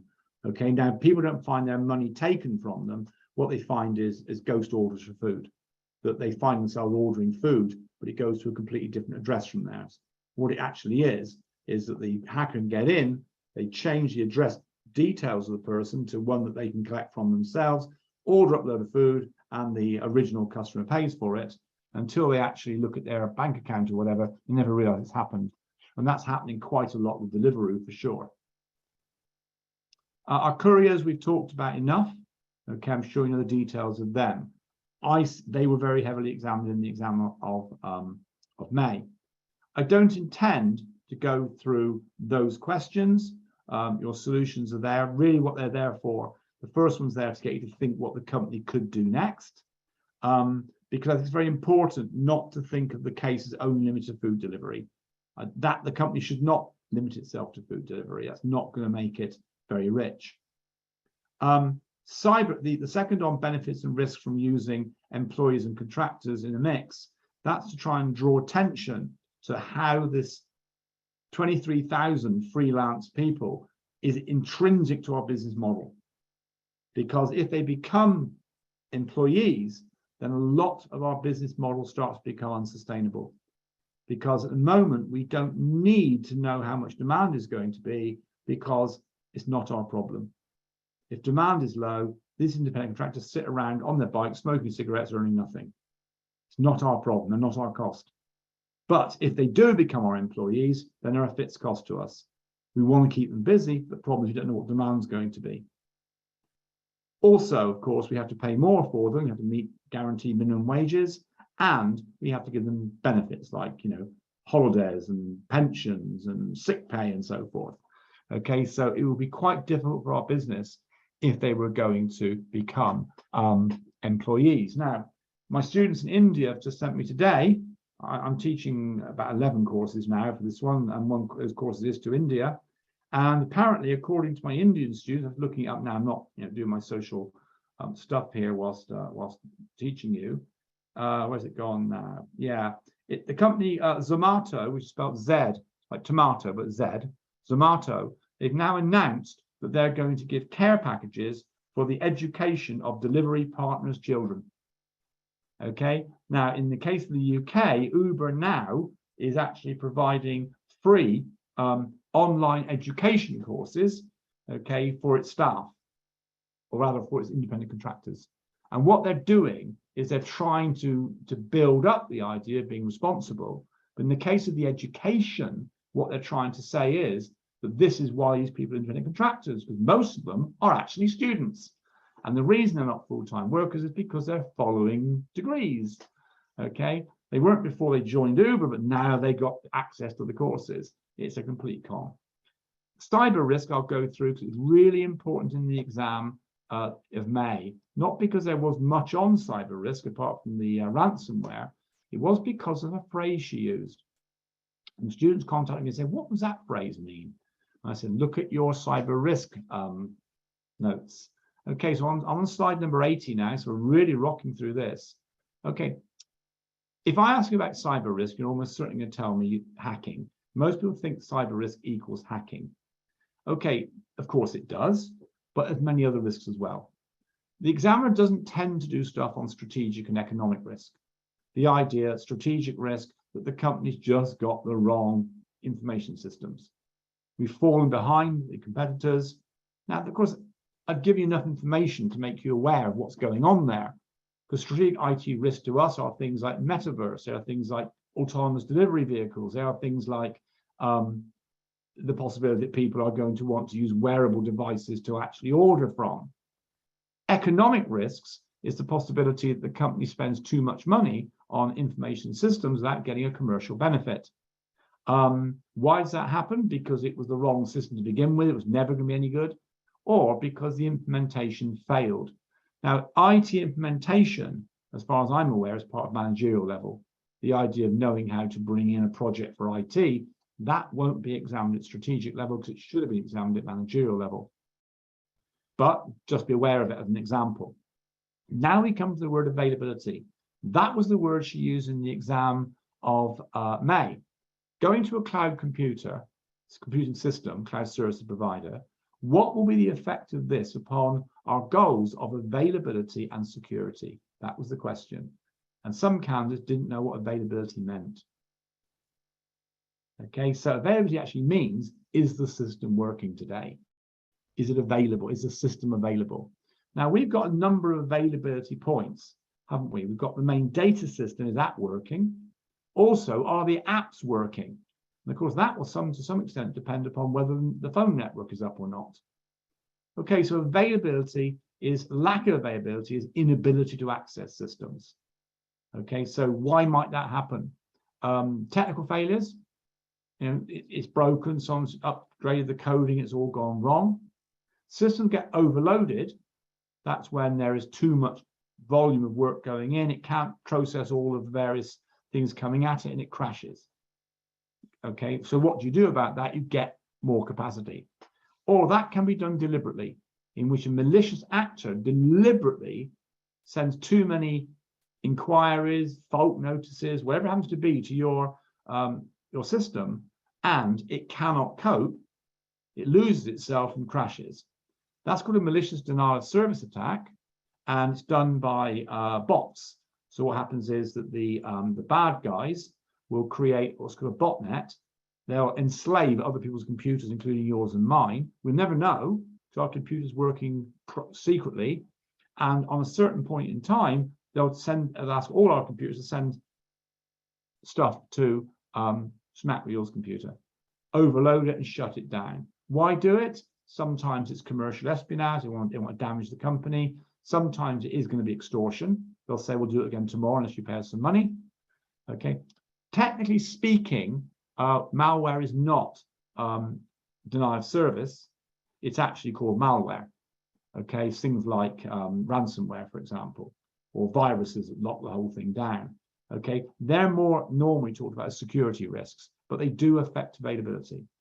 It's a virus that shuts your computer down, thereby it shuts down availability, but it comes about because of a security problem. Okay, so security risks are things like loss of data confidentiality. Why does that happen? Stupidity normally. Okay, someone released something they shouldn't have released. Okay, they copied the stuff onto a USB drive and promptly lost it. Their laptop got stolen. Loss of confidentiality. Don't assume it's always a computer. My daughter works in law, and her iPhone's got a special screen on it so that she can only see it straight on in front. Okay, no one to the left or right of her can see what's on her screen because they know that that's confidentiality. Sitting on a train, okay, in a meeting, and she's got the screen open, someone to her left and someone to her right can see, okay, there's your problem. It's the same with some laptops, actually. They've now got screens you can only see from the front. Also, you can lock people away. For example, SEMA exams, they actually work in an office, okay, it's actually separate from the rest of the SEMA team, okay, because they don't want people to see their screens because that's the questions are on there. Yes, manipulation, hacking, I'm sure you know about that. Loss of processing due to simply your IT department modifying systems and breaking them. I've given you some suggestions of controls there because that's what the exam question tends to do. What are the risks and what are the controls? Carrying on cyber risk compliance, failure to follow laws and regulations. The one that I'll mention to you, the famous one that the examiner will know about anyway, is something called GDPR. Which sounds like it should be economics, doesn't it, really? GDPR, Gross Domestic Product Ruritania. No, it's not. It's the General Data Protection Regulations, okay? And it's one you can cite. For example, you say the GDPR. It's the EU. It covers all the countries in the EU, which doesn't include Britain anymore. And for every breach of the GDPR, the fine can be up to $50 million. Sorry, euros rather, which is effectively dollar. Okay, so that's GDPR. That's a compliance risk. Compliance risk can also be breaching license of the software you're using. For example, giving other people copies of your Microsoft software or something. That's also compliance problems too. But it's normally things like, you know, what's your IT security like? How do you store data and so forth? That's compliance risks. Finishing off, we also have performance risks. Okay, performance is how well your system operates. Is it fast? Are your web pages well designed? Is your app well designed?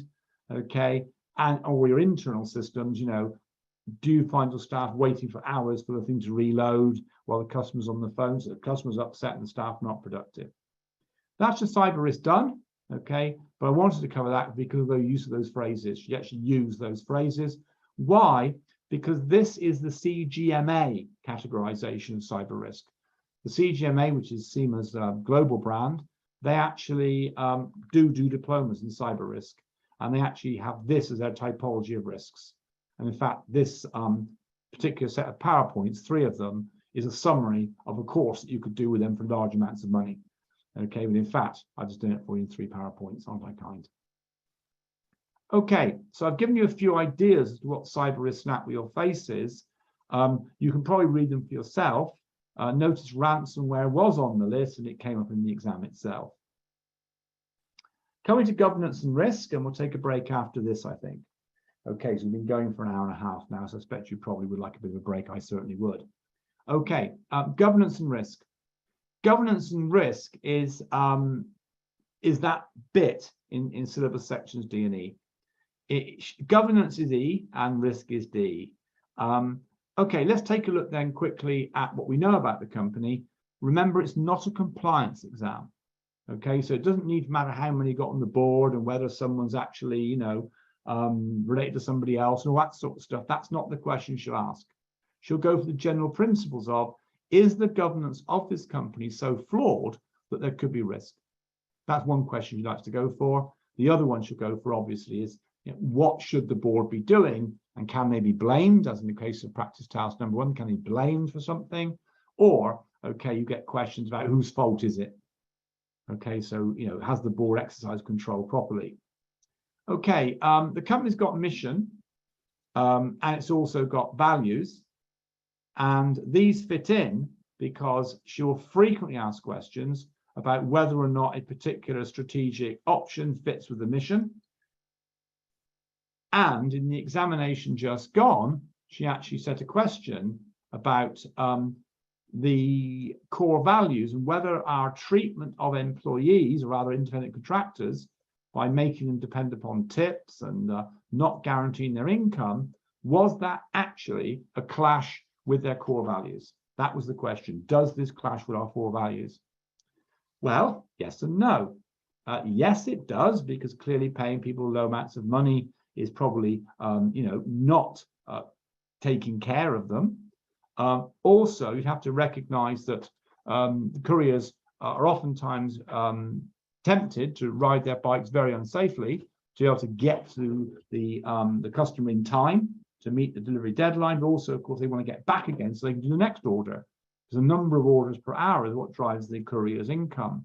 So therefore, that kind of system of paying them low amounts of money and forcing them to drive fast so they can make a living wage is probably not taking care of them. So yes, those two things would suggest the way you treat them is not appropriate. However, on the other hand, you could always argue, number one, that they're not employees. They are independent contractors who chose to work for us.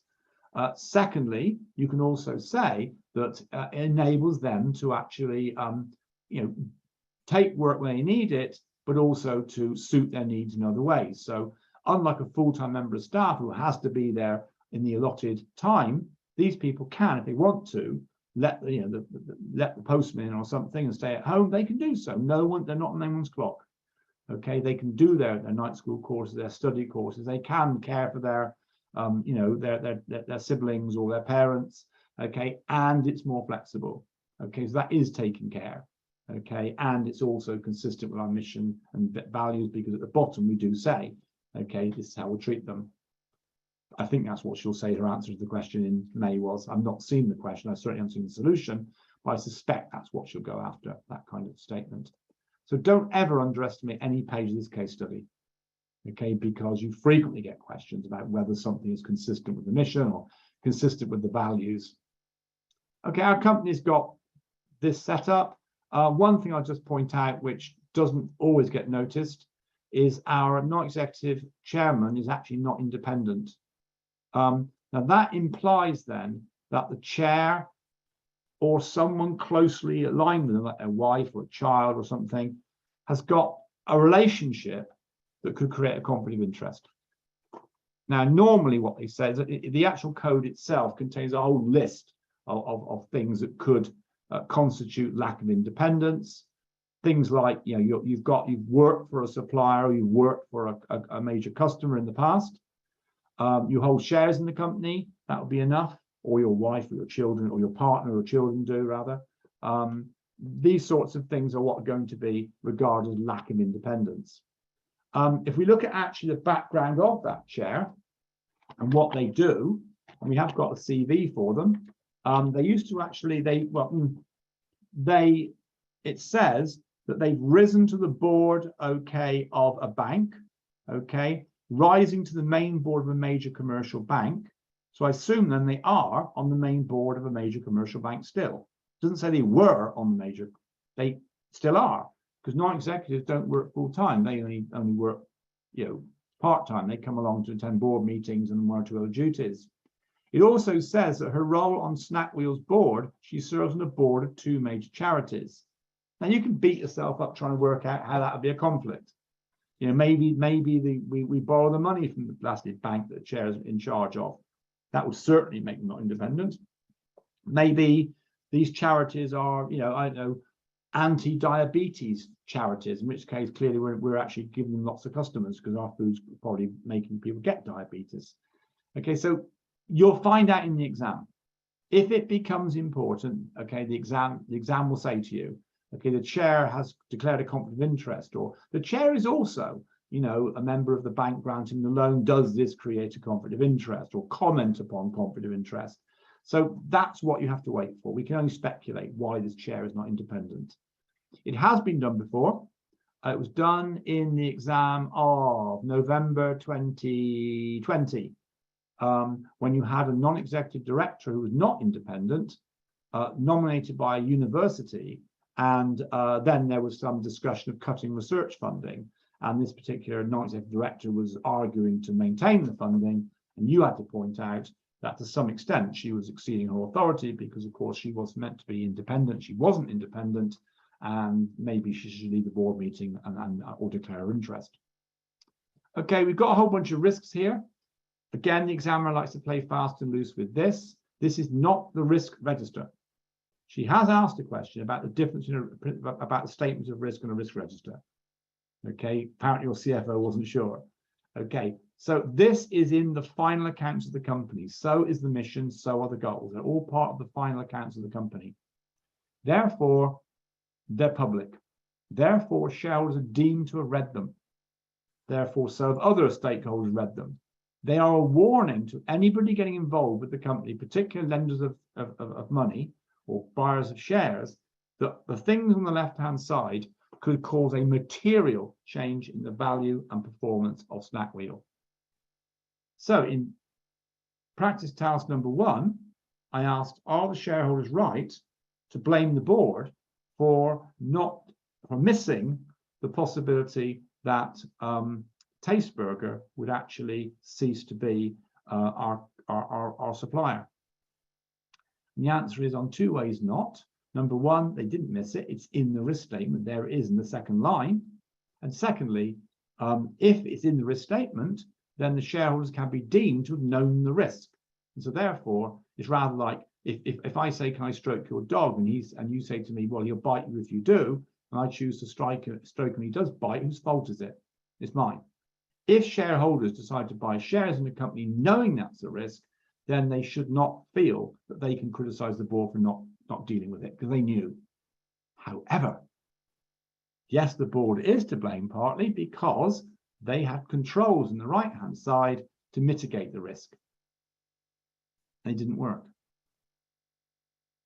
And that brings me then to a very, very quick way of knowing about corporate governance. Again, I'm going very fast here. I will just stop there at slide number 93, because suitability, don't lose sight of that word. Sometimes it's the only thing she puts in the task. She will say, discuss the suitability of something. And you've got to know what that phrase means. And I was reviewing in a program today, I was reviewing task variant 3 from the exam of November 2021. And in there's a question on the suitability, and the mark scheme was broken into 2. Half the marks were for you have to talk about whether it fits the mission or not. Okay, and that kind of thing is what can sink you. If you don't realize that suitability involves mission. You will do after I finish with you. Okay, so remember, suitability, okay, means one of the things of suitability is, does it fit the mission or not? And she loves to set questions on that. So in the exam, you have to go looking for the mission statement, okay, which you'll find because the pre-seen material is available in the exam as a PDF. Okay, and you can type in mission at the top of the PDF, and it will take you to all the words, including the word mission, like commission and remission, and eventually you'll find your way. Okay, or alternatively, just type in page 16 because that's where it is. Okay, and you've got to look at the wording and say, does it fit or not? Okay, I'll get some practice on that a bit later on. Okay,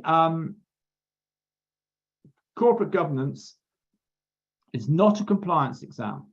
It's not a compliance exam. There's no point in reading the code trying to find out how many non-executives you need to have and how tall they've got to be. Okay, it's not important. You need to know the basic principles of corporate governance. Now, obviously, this is UK corporate governance because CIMA tends to utilize the UK corporate code. You need to recognize that the board of directors are responsible for everything that goes on in the company. Okay, they are responsible to the shareholders. End of story. Are the shareholders right to blame the board for losing a customer and share price falling? Yes, to some extent they are, because the board is responsible to shareholders. They are the agents of the shareholder. What are they responsible for doing? 2 broad things. 1, ensuring effective systems of control, such as financial control, proper management, controls to reduce risk. And secondly, they're responsible for providing the long-term direction to the business. We've lost Tasteburger. Are they responsible? 3 times they are. For 3 reasons they're responsible. Number one, because of the board. That goes with the job. Number two, because they did not ensure effective control, because they said they had mitigating ways of dealing with these guys leaving, and in fact it failed. The controls they had in place to try and keep restaurants within the company failed. And thirdly, strategically, they allowed themselves to become dependent upon Tasteburger. Tasteburger is the only burger brand that we've got. Burgers are the biggest amount of fast food eaten in Westaria. Okay, and we allowed ourselves to become dependent on one company for the majority of our earnings, and that must have been done. However, on the other hand, you say, but it wasn't a risk statement, they didn't miss it. Secondly, because the shareholders were deemed to have taken the risk themselves, okay, and a few other things we'll come on to. So this is how you use a tiny piece of theory, one PowerPoint, okay? Most of it's what you do with it. Okay, and I'll keep on doing that through our time together, going back again, saying, well, this is a theory, how are you going to use it? Okay, boards require open participation and discussion. This is the gold standard. It's a very British way of looking at things, a very sort of, Western European liberal way that says that decisions taken after discussion and collectively are likely better than ones taken by some autocratic figure. We got rid of our kings to get ourselves parliaments, okay, because we think it's a better way to run the country. That's one way of looking at it. So therefore, boards must feature open participation, discussion, and a strong independent element. The independent element, of course, is provided by the non-executive directors, because they don't care. Their job is not in the company. They don't have bonuses based on share price performance. Okay, they can speak their mind, and they're very senior people in their careers elsewhere, and they come in to give their advice, but also to monitor and ask questions of the board directors. The executive directors are the ones that do the doing, and they are the ones who are principally responsible for that. It's an odd one. To what extent are non-executive directors responsible for those things? You'd have to say, well, all those things are the responsibility of the executive directors, no doubt about that. They're paid full-time to do them. The extent to which the non-executives are actually responsible is a little more difficult because they're meant to be monitoring it. That means they won't have detailed knowledge of it. So yes, technically, anything goes wrong, they're on the board, they are partly responsible by definition, but they're not as responsible as the executive directors because it's the executive director's full-time job to do it. Okay, where the non-executives are just there really attending board meetings, they probably don't know half the things that go wrong. The other thing also to have this participation discussion is the board should be managed by somebody who is not the person running the company. And that's why the chairman is there. Chairman is there to encourage open participation discussion, independence of view, and for that matter also succession planning for the board. The CEO is the one who's caught up in the battle. And the point is that most executive directors are egotistical. You know, they climb the ladder, they have got there by being greedy, by being opinionated, and so on. And the CEO, of course, is the one that's climbed the highest. And so consequently, you dilute them by checks and balances through the non-executives, through the chairman. Other checks and balances you put in place, you make sure that the chief executive is not in a situation to bribe senior management to win loyalty. Why? Because the pay of the board and the senior management is all set by independently by a remuneration committee. And that committee, of course, is all non-executives. So he can't, the CEO, it actually is a he in our case, the CEO, he cannot buy the loyalty of anybody because he's not set the pay. Also, he cannot pack the board with people who will agree with him because the people who select the directors are the shareholders, because they vote for the directors, but they vote from a list of candidates drawn up by the nomination committee, and that again is all non-executives. So once again, the chief executive hasn't got the power to surround the board with his cronies. Finally, the non-executives get more power by the use of the audit committee. The audit committee is where they will review the internal controls of the company. The audit committee, of course, is non-executive. They're only going to be there very, very, very, very rarely. And so therefore, the audit committee would expect there to be an internal audit function. The internal audit function is the eyes and ears of the audit committee. It goes around and it tries to strengthen controls, and it reports back to the audit committee periodically upon what it's found. Now, our company's also got a risk committee. I kind of wonder if the examiners read the new corporate code since 2018, because there is no requirement anymore for risk committees on the boards of companies. There is a requirement for the executive directors to manage risk, but there's no requirement for non-executives to have a separate risk committee to monitor that, though the audit committee will normally be expected to oversee that as well. Our company's got a separate risk committee, no harm done, okay, because it does mean they're quite serious about risk. And of course, that risk committee is, again, non-executives. Why do we keep on having non-executives doing all of this? Because what they're trying to do is to monitor the company on behalf of, well, you might say the shareholder, but it's not actually true. They monitor the company on behalf of the stock market. It's the stock market that lays this stuff down, because the stock market wants there to be well-run companies on its market to encourage investment and reduce the risk of investors. They are, in a nutshell, the principles of corporate governance, and that's why they all exist. And she keeps asking questions on this, constantly asking questions on it.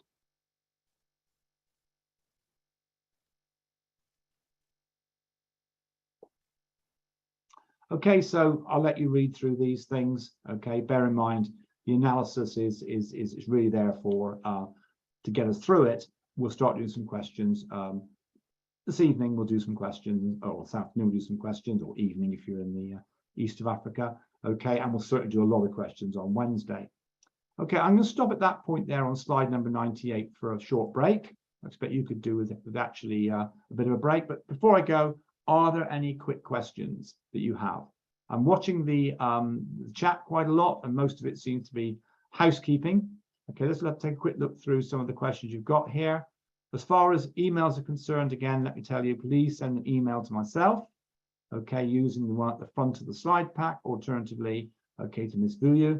Okay, I'll just put the slide pack back on for you so you've got it to look at. Okay, and you can write down my email address. Because obviously, if you have received no email from me, then you need to know my email address to ask me for it. Okay, I will have to obviously check your enroll for the program. You appreciate that. Okay, so that's my email address. Okay, so are there any questions, I wonder? Right. Okay, one person said, is it in the exam, is it an offence writing SW short of Snakwheel? No, because I wouldn't do it if it was. What I do is I write Snakwheel the first time in each task, and then I write SW in brackets after, and after that I just keep calling it SW.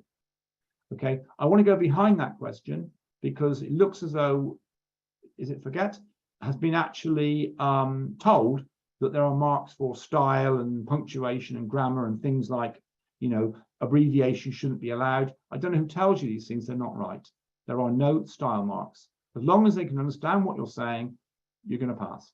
Okay, so for little things like, can I use an abbreviation? The only danger is going to be if the examiner doesn't know what you mean. Okay, that some people put like, you know, BAU, for example.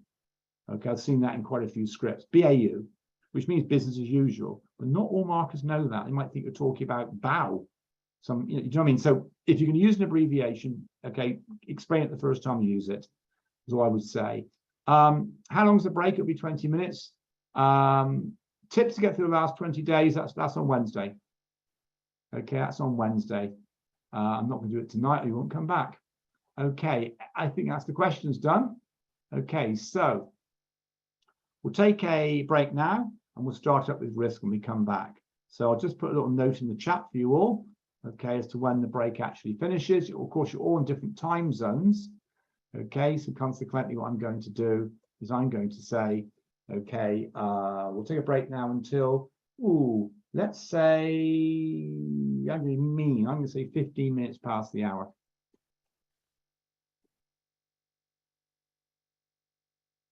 If you are in the Indian time zone or Sri Lankan time zone, you know, obviously it will be 1/4 the hour. Okay, you're on the half hour, aren't you? But the rest of you, okay, break until 15 past the hour, which is just a bit less than 20 minutes. Okay, I'll answer some more questions then. Please do spend the time formulating them. and maybe typing into the chat, and I'll deal with them when I come back. See you soon.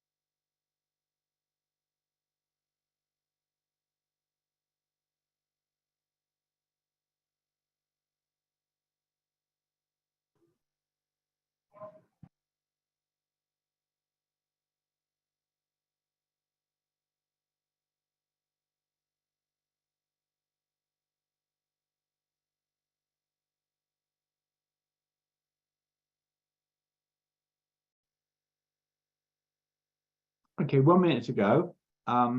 Just reminding you that if you haven't received these particular PowerPoints I'm using today, the ones you see on the screen in front of you at the moment, or you haven't received the tasks I mailed out today, which were 2 mock exams, one called mock examination number 6, and another one was called mock examination number 5, as well as practice task number 1, please do email me on the email address you see at the bottom of that set of letters there, adriansims.com. I am the Adrian Sims of the com. Okay, and I can add you to the list and I can send you what you have missed. I don't have any control over the videos. There's no point emailing me about those. I don't get them myself. Okay, they have to come from SEMA, and SEMA has to wait on Zoom. But SEMA is very quick to get them out, but please be patient. Neither can I have your scripts remarked from the exams of May. Okay, I don't work for SEMA. I'm just an independent tutor who's stupid enough to do big, long crash courses like this. No, I thoroughly enjoy them, actually, as long as they help. Okay, so let's see if you have any questions to ask of me that came to mind over the break time. Please don't tell me I discussed everything so well that you don't need any clarification. Any questions at all that came to mind over the break that you want me to go through? I've noticed the one from, I think it's Forget Again, and she's asked me a question about citing names. I will come back to that later on. The broad answer is not really, but I'll explain how it's marked and you'll get an idea. Okay, so shall I press on then? Yeah. Bear in mind, when I stop talking, you start working. So perhaps you want to keep me talking, don't you? Okay, let's take a look then at where we got to. Now, I wanted to look at risk. I also want to look at the financial situation of the company. I'm looking at risk solely so you can say you've seen the actual PowerPoints. I don't think there's very much wrong with the risk management of the company, but I just want to make sure it was starting from the same place. Understanding the message and the financial information is very important. Okay, so when I teach risk, I make the point that risk is anything where the potential arises, the outcomes can be different from what was anticipated or planned. And I'm sure you've all seen a definition of risk equals impact times probability. What risks are is basically events. That's all they are, events, things that happen. But they have an impact on the company that is material. Now, those impacts are normally negative. We call it a downside risk. Things go wrong and there's damage to the company. They could be upside, in which case you don't really want to avoid them too much. Everyone likes a more favorable outcome. So there are things that could seriously damage the company. And there's a list of them in the pre-seen material, you know, the decline in demand for fast food, the loss of a restaurant and so forth, problems with getting couriers. They all have impacts. What it doesn't say in the risk statement is how likely each one is. That's the probability. And normally what the idea is when you do risk scaling, you try to put numbers on a 1 to 5 scale for the impact. So low impact is 1, low probability is 1.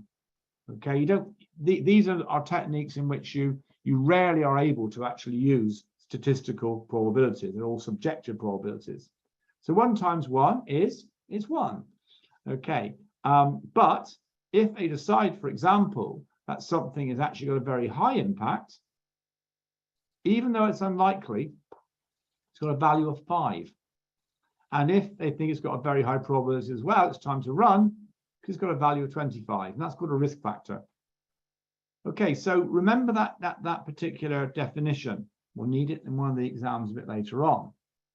Okay, risk is also not quite the same thing as uncertainty. And the key thing to remember is a board can be blamed for risk, but a board cannot be blamed for things that are uncertain. Okay, so that's one of the things the examiner likes to play with when she asks questions about have there been failures in corporate governance. One thing you have to say is, well, this was a risk. This could have been anticipated. there was reason to believe it might happen. It was possible to quantify it in the sense of know something of the likely impact and probability of it. And had it been identified, management could have done something about it. And that gives you an interesting way of looking at risk. Okay, I'm just unmuting a buzz there. Someone's probably wired themselves to the names because they're finding it so hard. Okay, so that's risk. Whereas it's something's uncertain, or some people call it black swan events, things that just completely change the way we view things you could not see coming, like the, well, once upon a time, the unlikelihood of seeing a black swan, because people in the West didn't ever see black swans. Of course, in China, seeing a white swan is the thing that's exciting. Black swans are ubiquitous. Okay, uncertainty, okay, means that, okay, no one could have foreseen it. And people, when I teach it, I often say, well, was COVID risk or uncertainty? And people normally say uncertainty, but it wasn't actually, because there have been plenty of studies into pandemics, and it was perfectly feasible that one was going to happen. Flu killed far more people in the first decade of the second decade of the 20th century. More people died of flu than ever died in world wars or COVID. They knew, but management always say it's uncertainties, it escapes blame. That's risk then. And what do you get in the examination? Well, the questions on risk you get, sometimes they ask you to how would you go about evaluating a risk? Okay, and the way to do those questions is to say, well, I need to gather information on the impact, I'd need to gather information on a probability, and then I'd need to try to rank them. Now, the secret of the question is you've got to explain, well, what information would you be gathering to find out the impact, and what information would you be gathering to find out the probability? So you get a question on how would you evaluate the risk. Don't go 5 times 5 equals 25. That's not what the examiner wants. She wants you to know how would you gather the information.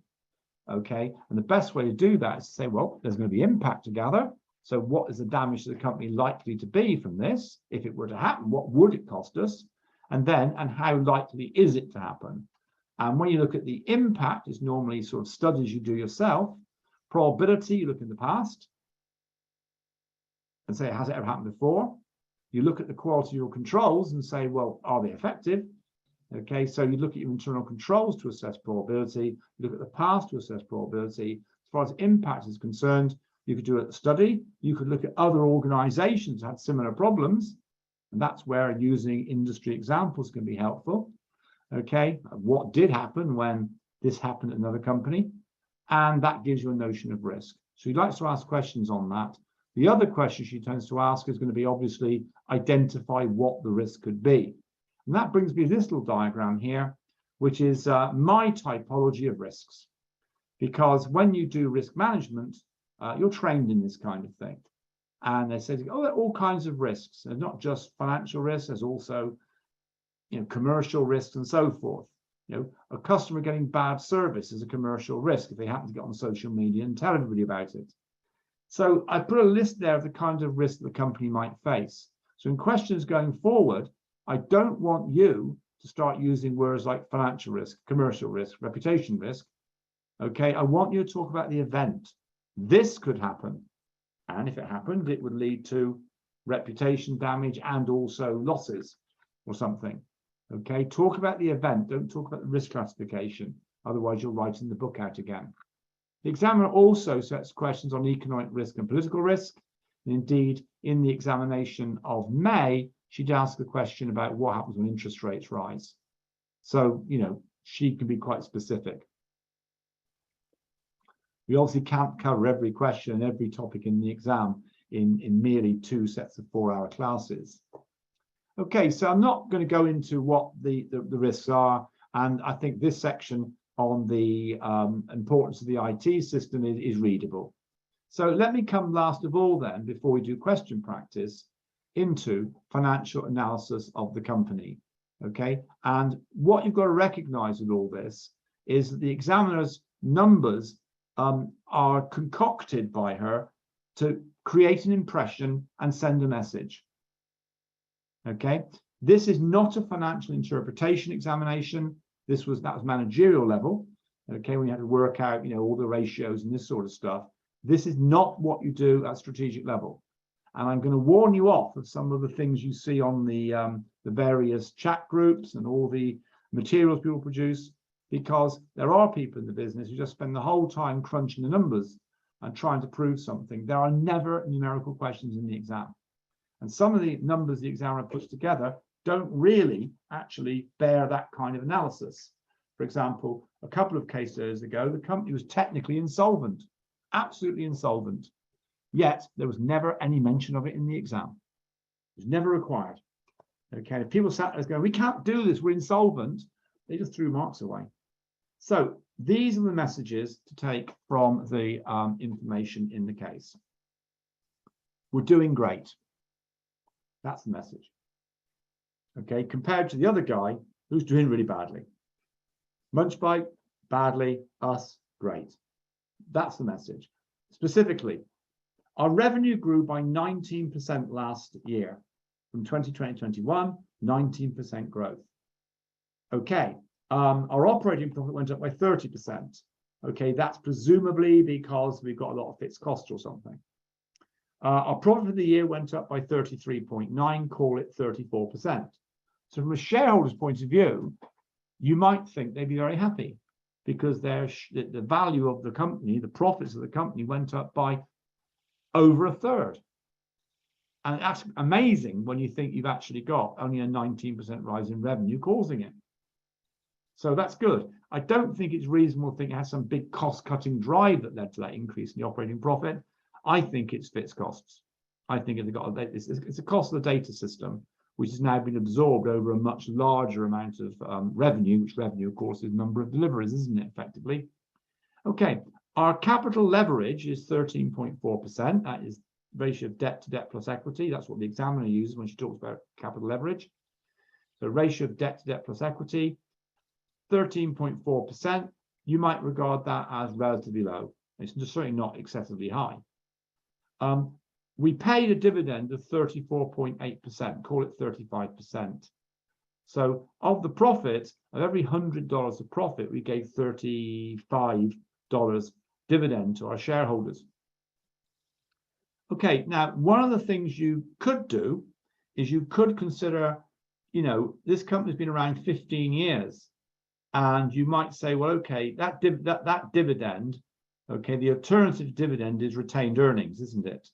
So if we made a profit of 316 and we had dividend of 110, what's the difference?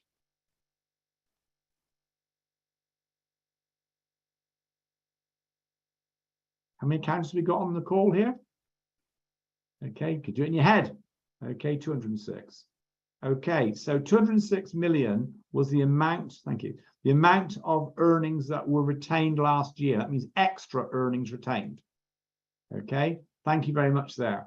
If one of you got it, the rest of you, what are you doing? Okay, 206 million. That was the amount of money the company retained last year, on top of the existing retained earnings, obviously going back the whole 15 years. And what you can do is you can see that that amount of retained earnings is a lot less than the total retained earnings over 15.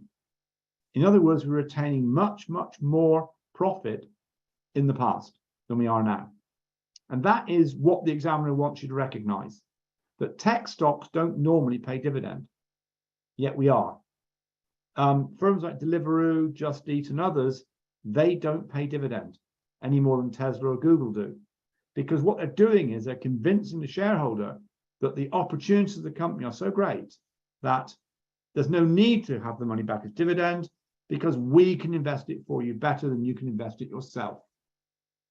Okay, that's the message of a zero dividend stock. We can invest the money in our future and give you a better return than you could achieve yourself. So please don't ask for dividend. This company doesn't say that. It says, okay, have some dividend. It means that the company no longer has the support of the shareholders for its future growth. The shareholders are asking for money now because they don't think the money can be used to grow the company.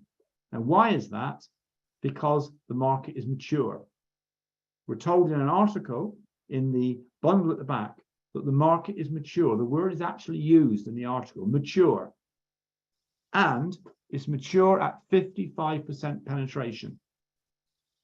And the biggest it can get, and it'll be tough to get there, it says, is 65%. So the growth of this company is restricted. The good days are behind it. When the market penetration was 0, it had everything to play for. But now the market penetration is 55%. It's hard yards to get any bigger. And that's why the shareholders are taking the dividend from it. Okay. Not really much else in there to say. Now let's compare that with the other company, Munch Bike. Why is Munch Bike in the accounts? Okay, well, the first thing, I'll flick backwards and forwards between the two PowerPoints. Firstly, look at its size. Okay, it's 1.1 billion revenue, this company, Munch Bike, has got, compared to our 1.26. So it's a little bit smaller than us, isn't it? A little bit smaller. But look at the previous year.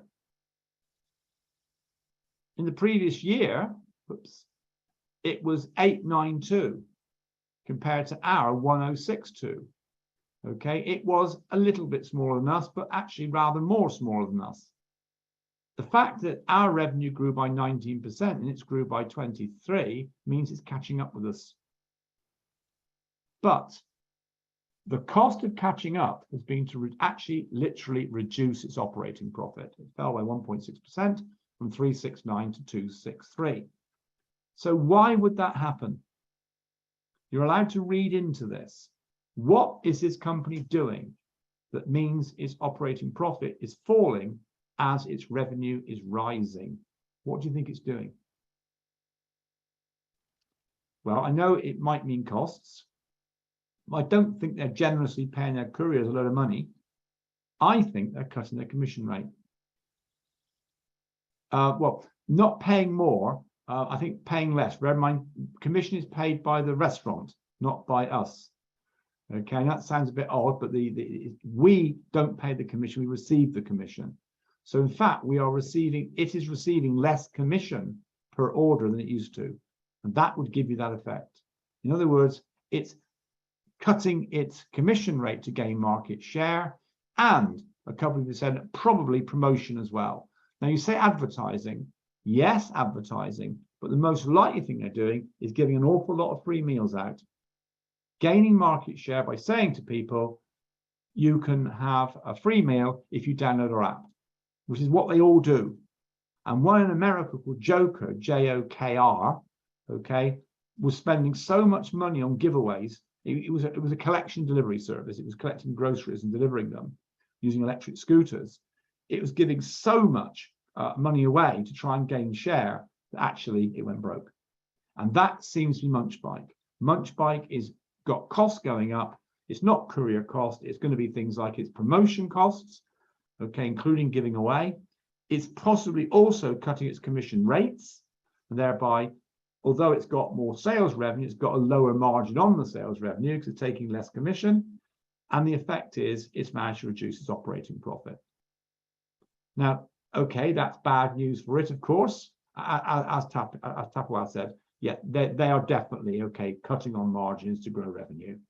Okay, why are they doing that and trying to catch us up? Okay, fine.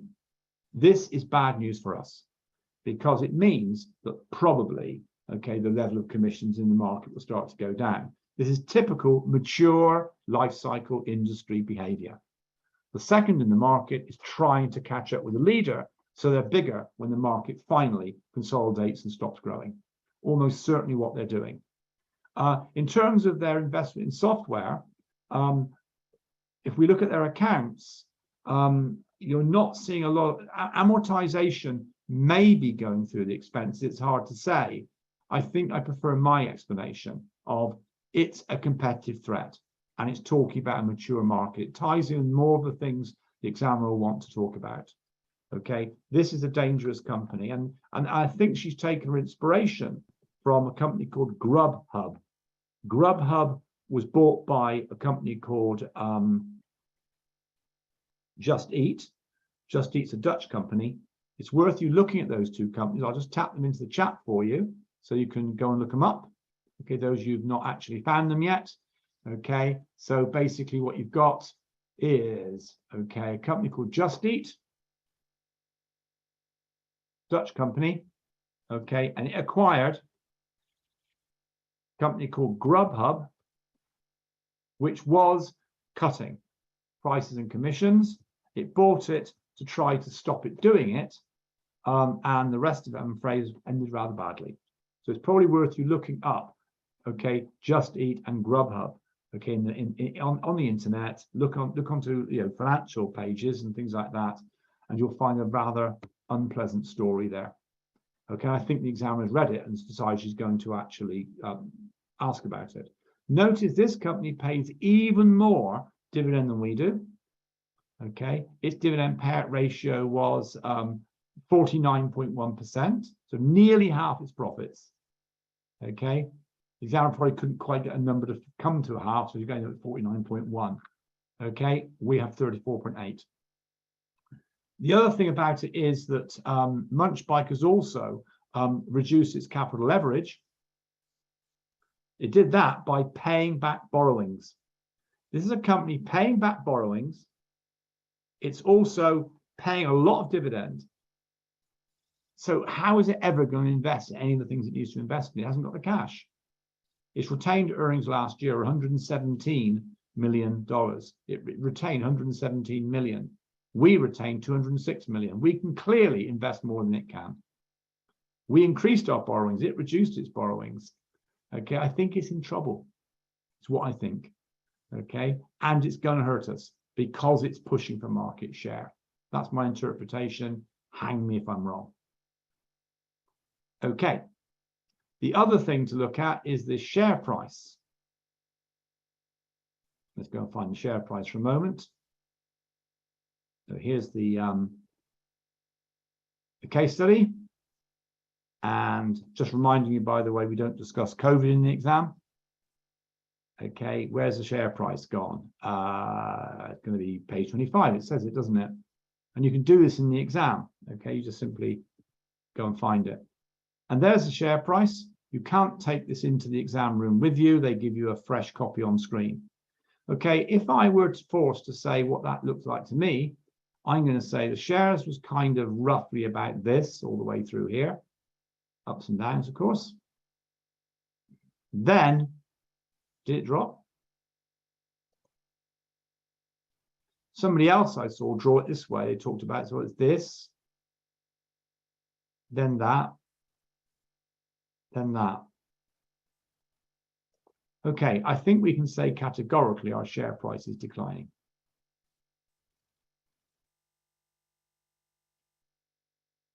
That's bad news. Why is the share price declining? Because investors are selling our shares because they don't think we've got the greatest future, and the shares are ending up in the hands of whom? Well, my view is, looking at the actual information, if you actually guess some figures, in other words, you read that chart and try and think, well, what was the share price in September 2021 and what was the share price in April 2022? I think that roughly it went from 34 to 27. That's a 20% reduction in the share price. Okay, that's quite a lot, okay? So it's a difference in the share price divided by 34, 20% reduction in the share price. That is quite a drop. Why has that happened? Probably that the people who thought the company was going to grow have now been disappointed. They've seen the problems that Munchbike's in, okay? They've seen that the market is mature, and therefore the share price has slightly dropped. And that means it ends up in the hands of who? It moves from people who like growth to people who like cash. There are different kinds of investors. And this is one of the things that dividend policy tells us, that you get the clientele effect. That means that people who want growth will put up with no dividend. But once you don't show any prospect of growth, those people won't suddenly ask for dividend. What they'll do is they'll sell their shares. And the shares will end up in the hands of investors who want dividend. Now, those investors will mostly be things like pension funds who need cash. Insurance companies will buy this company because they will say, well, every year we get some policies, we get some claims. Where's the money going to come from? From the dividend from Snakwheel. Of course, the problem is once you increase your dividend, you can't go back, because you start trying to retain more profit so you can grow this new wonderful thing you're going to do. The shareholders, that's not what they want. Okay, they want dividend, and either they will resist and start trying to change the board and so forth, or they'll sell their shares. Who's going to buy them? Because the people who wanted growth have long gone. They think you're a dead dog. And that's how company share prices go into a death spiral. Okay, so this company seems to me to be, she wants us to see that it's got itself a bit caught. It started paying dividend because it can't give much growth. Why not? Because the market has now started to mature. So 19% may be a good revenue growth, but I expect you that 5 years ago it was more like 40% revenue growth, and perhaps 10 years ago the company was growing at 200% a year. Okay, so you've got the idea that the company is probably mature. That's a very important thing to think about, because it drives the need for the company to try and find new things to do. The problem is, of course, that it may not have the support of its own shareholders. We can say more about its shareholders by another fact from that particular chart. And that, of course, is the beta coefficient. Okay, a beta coefficient is a measure of the risk of the share, crudely. It's a measure of its volatility compared to the volatility of the stock market as a whole. And 0.7 says this company's shares are only 70% as risky as shares in general. Or put it crudely, if the stock market rises by 10%, our share price rises by 7. So the people who buy our shares don't get as much capital gain as they could get on the stock market as a whole. But when the stock market falls 10%, well, their shares only fall by 7%. So they are risk-averse shareholders. Our shareholders are risk-averse. They've deliberately chosen a stock which, although it doesn't give them big upside gain, the stock market as a whole could give them better upside gain, they don't have as much loss. Couple that with the high dividend payout, the fact we're paying dividend, and we're paying more dividend now than we used to, is all about being a cash stock. Our company has painted itself into a corner. It now wants to grow, it'll need investment funds maybe, but it'll find it hard to do it by shareholders because we've got risk-averse, dividend-seeking shareholders. And the fact that Munchbike has got the same problem of paying dividends suggests that the whole sector, that the particular platform market in that country for food is now seen as very little growth left. Indeed, perhaps the article that we've got in the back of the case study is what made them realize it. When someone publishes an article like that, it lights the scene. Investors go, oh, we thought this was growth would go on forever. We've now reached the end of the road. Okay, let's start putting our money into other growth businesses. And whether this poor old company, who's starting to look a bit like a cart horse, whether it can suddenly turn itself into a racehorse and gallop off, that's the problem for your case study, I think. Okay. So I agree with you totally. The investors are lacking confidence. They're lacking confidence in the future of the company. The earnings are strong, but it's the future. Share prices are not ever determined by profit. They're determined by future profit. And that's what they lack confidence in. You're quite right in saying that, though. Okay, let's go back then to my PowerPoints. So we've done the analysis of the company. I'll let you read through the rest of it. Okay, we're doing the quick version of this, aren't we? Okay, I will just stop here for a moment. One of the examiner's favorite questions is to ask you about share price behavior. And that's why in practice task number 1, I've got share price behavior as one of the questions. So in slide number 119, you've got my patented way of answering all the questions on share prices. There's nothing else to say. So why would share prices fall? Well, we always start off by saying that share prices constitute what's called the market value of the company. Market value of the company, the total value of the shares of the company at today's stock market price, otherwise called the market capitalization of the company. Market value, market capitalization, same thing. The market capitalization of Snakwheel, according to economic theory, is going to be the present value of the market's forecast of our free cash flows. So the market's got a view about what our company can achieve, what its cash flows will be over the coming 5, 10, 15 years. Discounted back to present value terms, that is the value of the company on the stock market. Okay, if your share price has fallen, it means the market value on the stock market must have dropped. So why would that happen? Firstly, because the market has downgraded its expectations of your future free cash flows. It's seen the market becoming mature or something. It's noticed Munchbike's problems and has assumed that you'll have them soon too, because it's seen Munchbike's operating profit fall. It's seeing Munchbike being very aggressive and thinking this will soon hit Snakwheel, and therefore the market will downgrade your shares. Now, this is the problem with economics. It talks about the market like it's some kind of deity, the God market. In fact, the market is thousands and thousands of investors. And the idea is that what you've got is investors in general using information they can gather, newspapers, analyst research, and so forth. Even a visit to a meal from Snakwheel will probably make them have a view. Now, obviously, they don't have the same view. Some think the cash flows will be higher, and some think the cash flows will be lower. And that's why the people who think it's higher will buy the shares, and people who think it's lower. That's how it happens. But the stock market price becomes a kind of consensus, a middle average of the forecasts of all the participants in the market. So things like profit and past earnings are actually not relevant because they're not cash flows and they're not future. So all that work you do trying to maintain your profit, in fact, doesn't affect your share price nearly as well as a good story about your future free cash flows. Tell them a story, share price will always go up. But of course, they're an indicator. If you promise a profit of 200 and you make a profit of 100, the market will go, oh, this company's not as good as we thought it was, and they'll downgrade, won't they?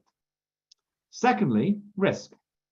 The business level of risk is implied in the discount they apply to the cash flows. Now, later on, we'll call that the cost of capital. We're not going to do that today. Impact on the discount rate, the risk of the business. Okay, now why do some companies be seen as riskier than others? Well, you know what I'm going to say. The risk of the specific risk of the company is pretty much mirrored in the beta coefficient. Well, because some companies have got different capital structures. High levels of debt tend to increase the risk of a company. Also, how stable is the business? There's always the argument if you diversify your business in different industries, you're less risky than if you stay in one. And that can have the effect of reducing, diversifying can have the effect of reducing the risk discount rate applied to those cash flows. Because present values have to have a discount rate, don't they? If you discount the cash flows at 10%, you'll get a lower value than if you discount them at 5%. Dividend can also affect share price.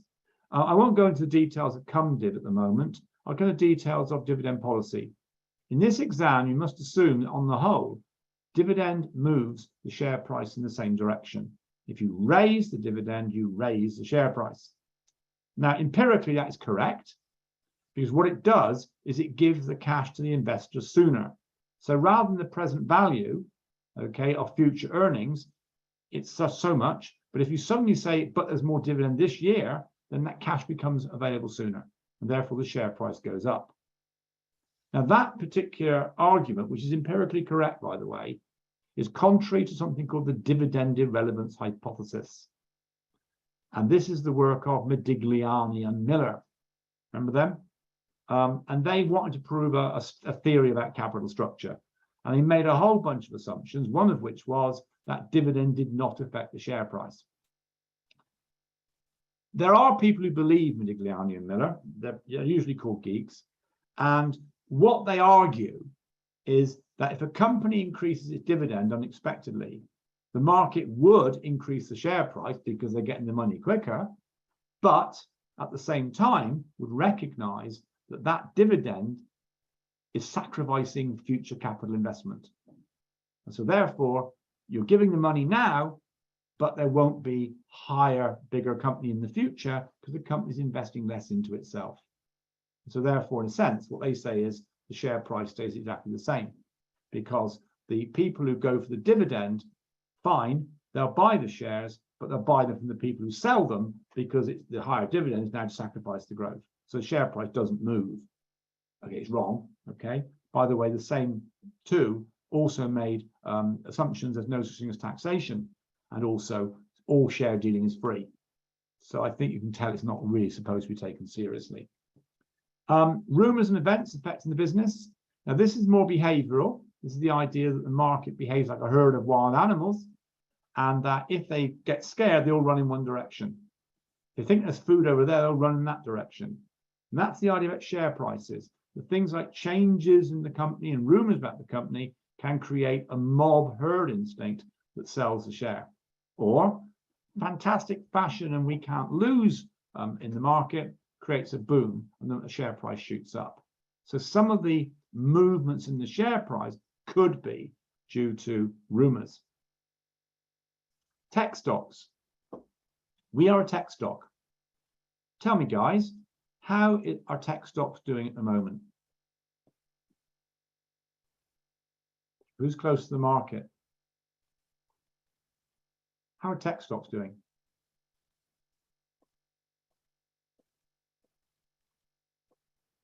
In the first half of 2022, tech stocks lost up to 40% of their value. Apple's down 38, Facebook's down 52. Okay, why? It's not fashionable anymore. Simple as that.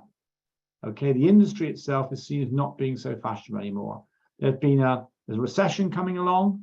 A lot of these companies are very frothy. They haven't got much in the way of earnings. Okay, and as I say, when the tide goes out, you'll see who is swimming naked. And what's happened is the tide is going out, and they're seeing that the tech stocks, a lot of them are pretty poor business models. The party is over. Okay, so our company share price might drop partly because we're a tech stock, and tech stocks at the moment are dropping quite badly. Nasdaq's down. Nasdaq, of course, is very heavily featured with tech stocks and so forth. Okay, and that's a point that may be affecting our share price. And the external impacts affecting share prices at the moment, particularly tech stocks, are the high inflation, high energy prices, okay, and supply chain shortages. None of that is COVID. All of that is just the bounce back from COVID, and of course the Ukrainian-Russian situation. I won't go any further than that. We've probably got different views on that one. Okay, finally, investment market sentiment. Obviously, a poor economic outlook will reduce all share prices. Why will it? Because it makes them risky. And what shareholders do is they think, okay, I'm not sure this is safe. Let me be safe. So I'll take my money out of shares and put it into banks, put it into gold. Okay, things will hold their value better. So therefore, the effect is the share price drops. And the other thing that affects share prices is going to be the central bank, either by the amount of liquidity it creates or how the interest rates it charges. So if you have high market liquidity, that means the central banks are pumping money into the economy, sometimes called quantitative easing, and low interest rates, okay, to boost the economy, the effect will be to boost share prices. But the reason it does it is not because everyone thinks the firms make loads of money. It's because if interest rates are low, then the rate of return on bank accounts and government bonds is low as well. So people take the money out of them and put it into shares in the hope the dividend and growth of shares might be better. And therefore, it has the effect of pulling the share price up. So there you've got all the influences on the share price. There is nothing else to know, I promise you. Not just in the exam, in life, there's nothing else to know. Okay, if you want to explain why share prices change, it'll be for one or more of those reasons. Okay, so the examiner likes to ask questions on that. So do I. Let's move to the question. Okay, a sample task, time to look at examination technique. Okay, and we've got about 1 hour and 5 to get examination technique done. See you put it into practice. Okay, now this is the practice task number 1 that I showed you earlier, that one. Now what I want to convince you of is what I call the 5-stage approach to each section. A section is 1 hour long. It's 2 subtasks, 1 hour. On the subject of subtasks and hours, if you go back in the history of this examination, There used to be some papers that had 3 subtasks in the hour. There was one once, it was actually 3 one-hour sections of 3 subtasks per section. It really was gruesome. The examiner has stopped doing that. I'd like to think I played a bit of a part in that, because I was asked to do a report on the examination for the AICPA, an audit, if you like. And I'm not by any means a critic of the exam or the examiner herself, but I did point out that I felt the tendency to go for 3 subsections is making the examination very unfair. So I've noticed in the most recent exams, ever since I think August of last year, maybe May last year, is 2 subtasks per section now. I think she'll stay that way. In fact, somebody who I know did say to me that she had mentioned to them that was what was going to happen now. Okay, so each subsection is 1 hour long. So you firstly read the subsections. Okay, don't read all the reference material and all of the email, just read the task, okay, to identify what it is. Type that down, okay, as keywords in your answer. Don't write it down on a piece of paper, type it. You can plan on the screen. Then you read the material, but you only read it to where you think it's relevant to the task you just wrote. You type your key points under the headings, you plan both subsections in step 4 simultaneously.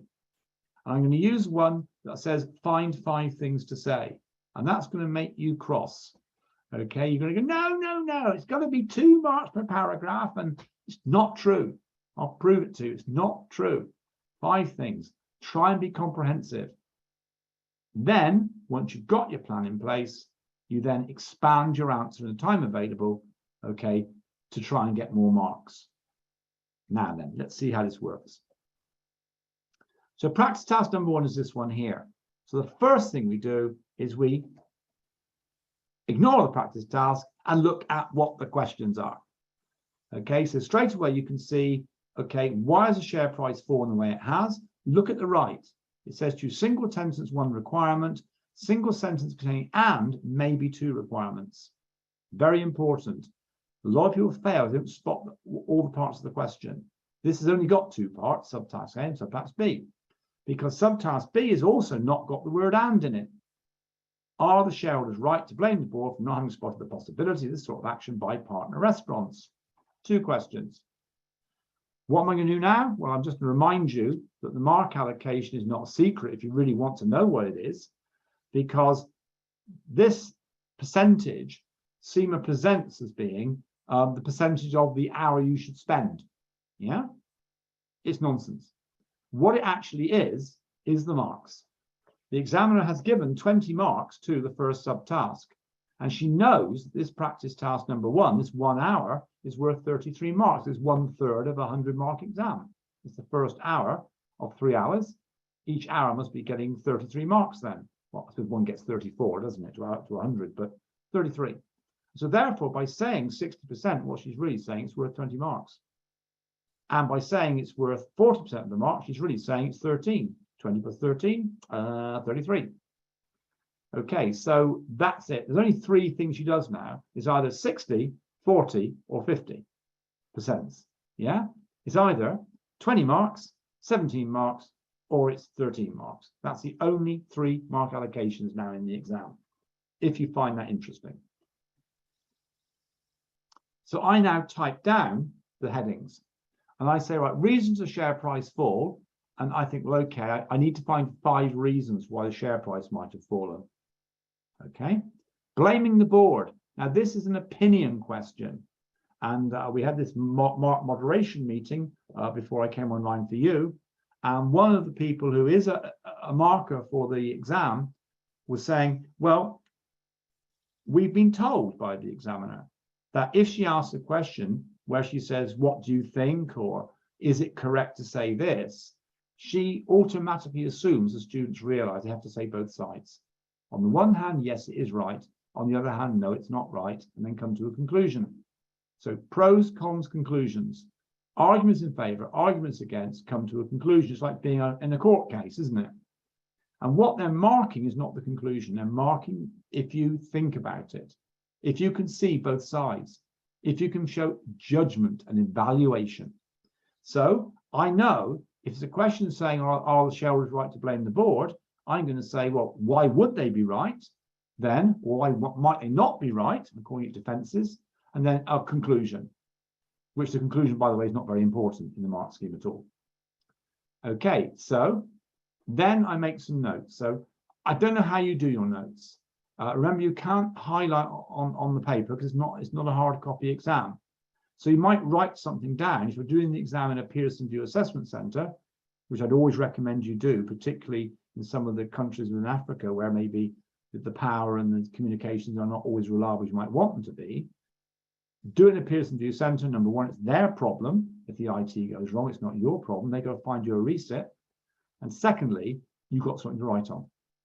If you do the exam by assessment at home, it's your problem if the IT goes wrong, but also there's nothing to write on. All you can do is use a scratch pad, and I'll show you how to use a scratch pad a bit later on, probably on Wednesday. So, okay, you write down or you assimilate the key points. Number one, okay, you've got the idea of, well, okay, it's an email from the CFO. It's about a news article. Okay, so what's the significance of a news article? Why a news article? Why is that relevant to questions on share price falling? It's a news article. It's not a private phone conversation from Tasteburger. It's a news article. Why is that relevant? Because the whole market knows it. That's your rumor. It's a private telephone conversation. Maybe the market wouldn't know, but it is. It knows. Okay, so that's your rumor. Okay, exactly right. Market sentiment, what I'm calling rumors. Okay, absolutely. Secondly, it's not clear what will happen or whether it will be in all cities. Okay, so what's that then? Well, it's risk. The market knows it's not clear. Okay, so they've therefore got different people thinking different things. Some it's doomsday, every single city immediately. Others go, it'll take them 3 years to get this done. Okay, so you've got this idea of risk. The Snakwheel's marketing director has been told it will still be able to sell Tasteburger in parallel. Yeah, unfortunately, the market doesn't necessarily know that. Okay, yeah, it's not as bad as the market thinks it is, maybe, but does the market know? And the share price has fallen. Okay. What about whether the board is to blame?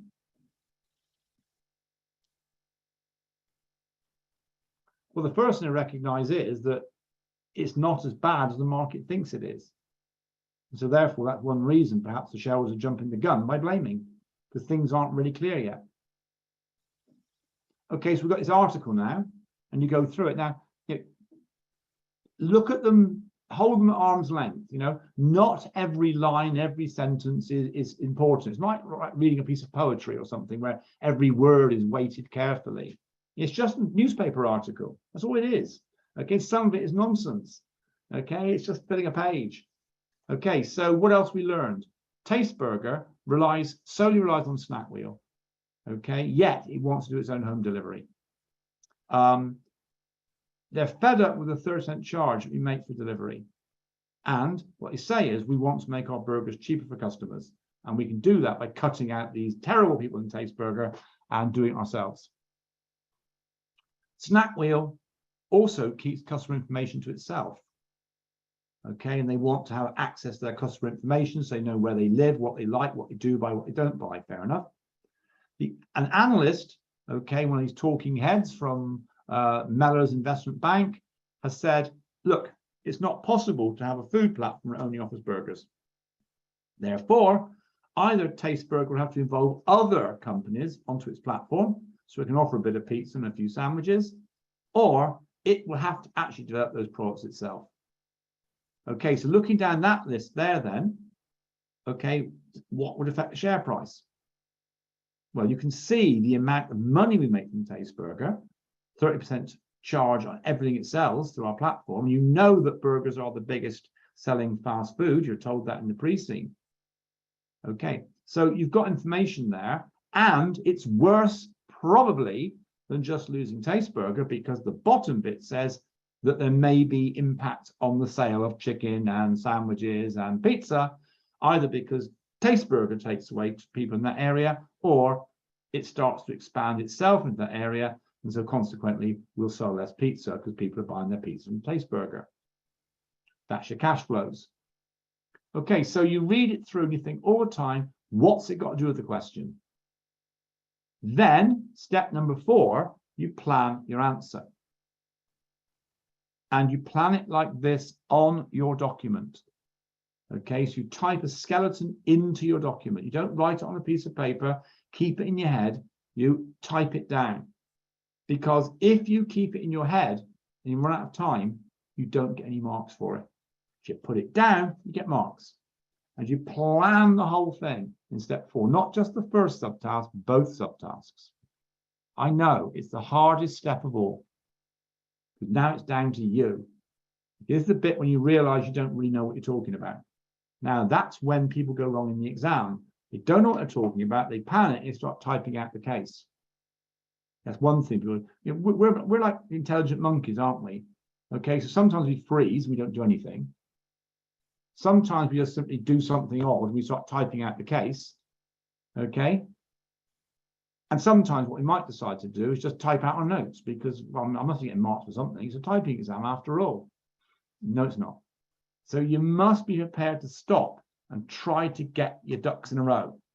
So in terms of the share price question, it's a piece of cake because I've told you the things that influence share price. All you've got to do is write them down. So, okay, I'd start off by saying share price, the PV of the cash flows of a company. Then I'm going to give you 5 reasons a share price is for. And I said, well, look, 1, it'll be a fear of lower cash flows probably. Why? Well, because Tasteburger is a big client, which has lost them, haven't got the commissions. They may also take out the restaurants with them, and the market will know that. And it's downgraded its cash flow forecasts. Secondly, they're probably putting a higher discount onto us anyway because of risk. Because our business model now doesn't look secure. Thirdly, if we've lost cash flow, we'll probably not be able to pay dividend, and we know that our shareholders like dividend. Fourthly, there is the rumors and speculation. Okay, what one of you call market sentiment. Okay, that actually the news is bad. People think, oh, that's bad for Snakwheel. Okay, that article in the press this morning, that's bad. When I get to the office, I'll sell my shares. I'll sell some shares. I'll reduce my exposure. And lastly, it may well be, and this is why I use the phrase market sentiment toward the sector as a whole, that perhaps we've gone down in price because basically that piece of news has hit all the delivery people because everyone knows if one restaurant jumps ship, the others will. So there's an overall sort of frown now over the delivery platform companies, all 3 of them. Also, of course, I'm taking the opportunity to mention the names of the other companies in the case to prove application. Okay, blaming the board. Okay, I couldn't find 5 reasons to blame them. I could only find 3. Okay, but I tried for 5 and realized I couldn't find 5. Okay, so I thought, well, okay, you blame number 1 because they are responsible for strategy and control. Okay, and that means that they should be blamed. That's their job. Also, strategically responsible for strategy, they did allow a high dependence on Tasteburger. They let us have only one burger brand. Okay, the most important food in the marketplace, the biggest operator, and for some reason we thought we could keep them. Lastly, the controls that we actually had, remember, responsible for strategy, responsible for control. They failed on the strategy and they failed on the control because the control did not avoid the problem. Okay, what's the defenses? Why might they be wrong to blame the board? Well, firstly, they were warned. The risk statement said, this is one of the things that can damage our business. So it's not true to say the board didn't spot it. They clearly did spot it. It's in the risk statement. And secondly, the shareholders must presumably deem to have accepted that risk when they bought the shares. Consequently, the shareholders have got themselves to blame partly. Secondly, this is probably a bit of a silly question or a silly answer, but I always say, well, look, it's very rich to blame the board now because something's gone wrong, despite the fact it delivered you with rising share price for 15 years. The previous strategy grew the business. Stop blaming the board for having done it right for 15 years because they got it wrong today. Thirdly, we've not responded yet. We don't know what the board's got planned.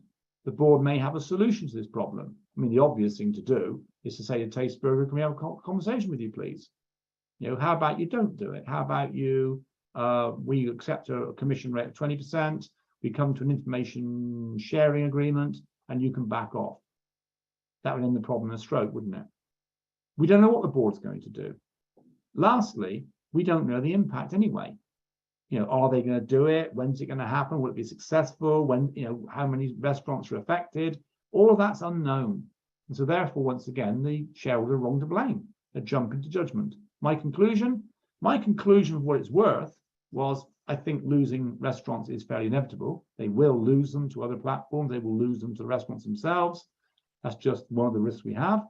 But really, my news is not to say, yes, they're right, or no, they're wrong to blame. I'm saying, boss, what we need to do is have an approach to deal with this and get the confidence of the shareholders back.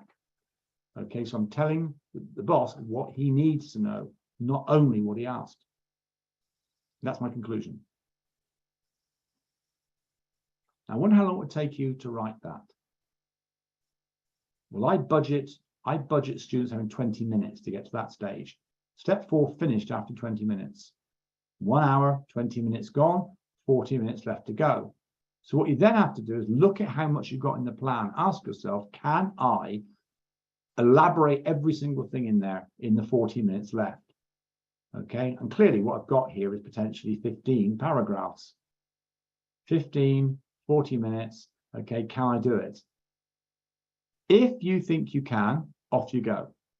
But I would suggest what you should do is say, right, I need to elaborate 2 or 3 of those, 2 of those, and 2 of those, and maybe my conclusion. And then, if I've got time, go do another one.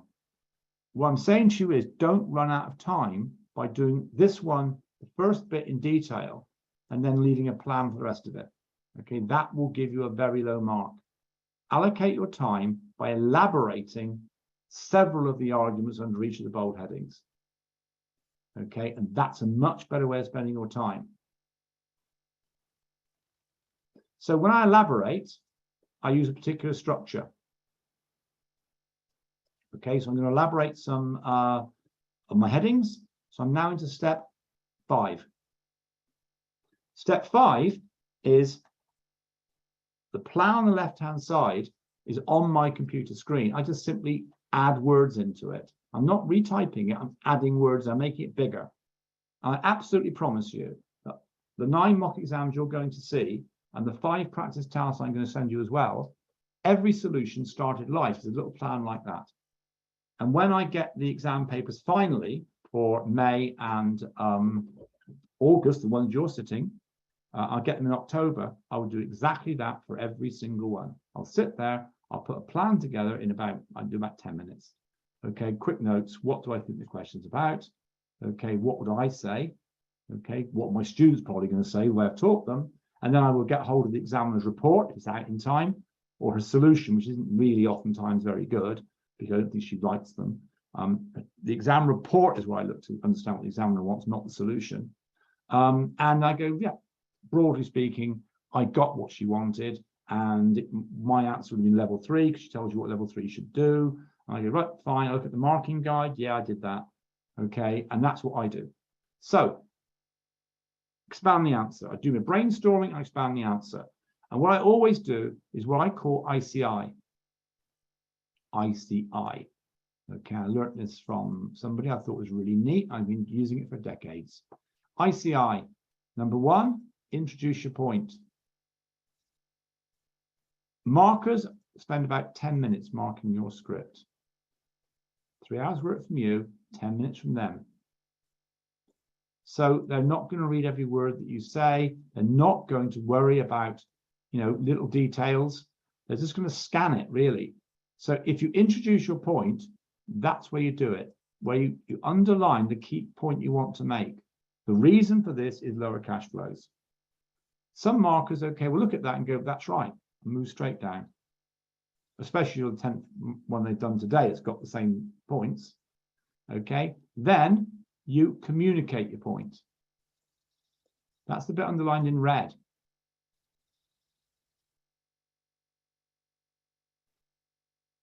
And this is where you get the sort of the you try and bring in the names of the companies in the case. This is where you try and bring in information from the pre-scene.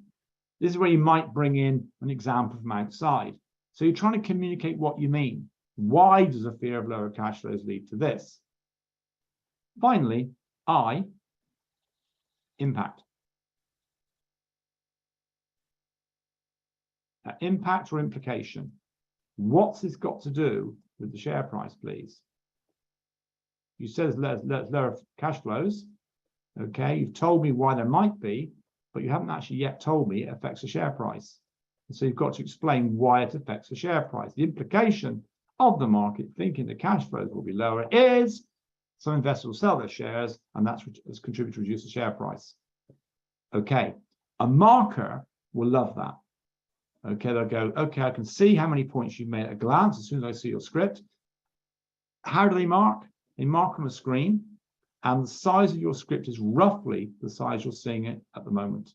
If you're watching this on a laptop, okay, or a regular computer, the size that's appearing at the moment, roughly a third of the size of the page is roughly the size they see. The rest of the page is taken up with the marking tool they have to use. And so consequently, they're scanning. They can see how much you've said. Now look at that and go, written quite a lot. Okay, and they go, yeah, the usual things are there. Fine, it's a pass. If they're more, interested, they'll read closely. And what they intend to do, they read the first sentence and the last sentence. We all do. That's just human nature. What are they saying? Why are they telling me? The underlined bit and the purple bit. Why are you telling me? Why are they telling me? Okay, and then the bit in the middle is run their eye across it. And I'll pick a few key things up. Okay, for example, if you look at that now, what do you pick up as you scan down the page? You pick up the headings, you pick up roughly, there's a lot of stuff there, and you might sort of pick on a few little things here. You might sort of notice that in there, for example. Okay, and someone's mentioned sort of chicken, and and you realize the person's applied it to the question. So how do they mark it? Let's do the next one first. Okay, let's try the second question. It's a better example of the marking, really. I'll come back to the marking scheme for the first half in a moment. Okay, same thing, ICI. Each of my points broken into a paragraph. Okay, I'm not going to tell you a word count for the paragraph because we all type at different speeds. Okay, and people who type slow do pass the exam. I would say to you, you need minimum 3 sentences, minimum 3. One, the underlined one. The second one is the communicate one. And the third one is the conclusion one. Okay, 3 sentences per paragraph. Leave a space between the paragraphs. That way the marker knows you move from one thing to another. It also makes the script bigger. Okay, creates a sense you've actually written more. Don't be silly. Don't start putting 5-line spaces in or something. They'll soon see through that one. Okay, but that looks about right. Okay, it's roughly what I expect you to do in the exam. A bit less, maybe. Okay, and how are they going to mark it? Now, here's a part that might surprise you. I suspect Forget's really going to get a surprise here. Okay, that is a marking scheme. Not what I wrote. Most of my marking schemes are stolen from the examiners. That is what the markers get. Just that, and a solution. There is no detailed marking scheme. So if I were to come back to one of Forget's earlier questions, do I get marks for mentioning names? I think she said, didn't you? Beg pardon, Forget, you just fit earlier on, didn't you? You asked me, no, you've made a lot of contributions. I'm not going to see it very quickly. But I think you actually said, do I get marked for definitions? I think is what you said. The answer is, it's about impression. What CIMA tells the markers to do is to read the whole of your answer to the task. So you'll read the whole of the answer to our shareholders' right to blame the board. And then to read the marking scheme and decide which level you obtained against each of the traits. Now, what I do is I try and short circuit the marking system. I know that there'll be 2 marking grids per task. There always are. And I try and guess where you break it. And if I see a question that says to you, do you think shareholders are right? I know it'll be even marks roughly for pros and cons. I know it will be. And so therefore, what they actually will do, if you do it my way, is that they will actually read the whole of your section on the failings of the board, or they are right to blame the board, or whatever you called it. And they'll go, right, let's mark this first one then. Do I think it's a basic statement of responsibility of the board as responsible for risk? Is that all it does? Is it a really, really basic? The board is the controlling mind of the company, elected by the shareholders, and then it goes off into some long discussion of the balance of non-executives to executives and the, and it just loses the plot completely. Is that what it is? It's 1 to 2 marks. Level 2, is it an explanation of a range of failings by the board, specific in relationship to the recognition of risk from restaurants undertaking direct delivery? In other words, is it related to the situation? Okay, if so, you're into the pass zone. Level 2, because if the pass mark is 50%, then 7 marks is the maximum for failings of the board. So therefore 3.5, okay, must therefore be the pass mark. So therefore 3, 4, 5, okay, 4 would be a pass, 5 would be pretty good. Are you, in fact, explaining a comprehensive range of them? Okay, notice explain a comprehensive range, recognizing and managing risk from restaurants taken delivery. The fact it didn't actually control it. Is that something you mentioned? In other words, is your answer terrible, in which case it's no rewardable material? That's called a blank. Is it level 1? Very basic. Something from your notes, a couple of bullet points from your notes you vaguely remember. Is it pretty good? In which case it's level 2, or is it excellent, level 3? And what they're doing is they're saying, what does excellent mean? It means that you've explained yourself. You've made a comprehensive range of points and you've related to the case. And those are the 3 words you have to remember. Okay, comprehensive range of points.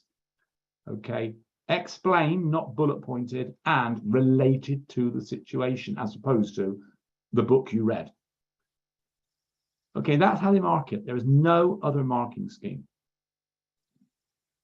Of course, they're given training, as they say. They're given training and everything else. And they need moderation meetings. I'm not a member of their team, so I don't know what they do, and it's confidential. I assume they do what I do in my marking team. We have an hour's moderation meeting the first time each mock exam is set. So some of my students, some of you, have just done mock number 7, and therefore today we held the moderation meeting using actually one of your scripts as you passed. As the kind of one we talked about, and what's good, what's bad, and so forth, to try and work out where we think the level should lie. When they say you're level 2, they then got to decide whether you're 3 or 5. So what they say is, are you more like 1 or more like 3? All of this is available on the CMA website. This is what they do. It's called holistic marking. Now, sometimes what happens, and you will go to the CMA website at some point, I'm sure, to look for these exam marking schemes. You may find them useful, you may not, is sometimes the examiner does that. So the question was, why has the share price fallen the way it has? And the examiner cannot have one marking grid for a question of that size. She always has 2. Now, what she could do is say explanations and more explanations. That would be a perfect way of breaking it up. Okay, because there's no natural break in that particular question. So what I did was I called them economic explanations, which meant the first 3, cash flows, risk, dividend, then behavioral explanations of rumor, sentiment, and so on. But I wouldn't expect you to actually do that. Okay, I don't expect you to just distinguish them. And if all you have was a really good set of economic explanation, never mention rumor, I could still pass you. What the markers do is they call it marking through the grid. In other words, they simply say, oh, hell, people aren't dividing the answer this way. Let's make it a 20-mark question. A 20-mark question. And then we'll simply say level 2 is now 8 to 14. Okay, and they'll say, right then, so are you explaining some causes of the share price? Okay, with examples in the business model, or is your mark 16 to 20? Are you providing a clear, logical, comprehensive range of influences, or is your mark going to be 2 to 6, identifying only something very simple? That is how they mark. There's no other way. Okay, that is the marking approach. So what you're not seeing there is marks for particular bits.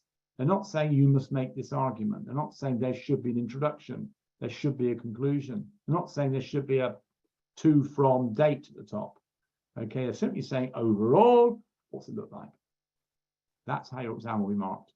What your job is to do is to get yourself into level 2, sometimes level 3, go as high as you can each question, because when you turn the page to the next hour, it could be deadly questions.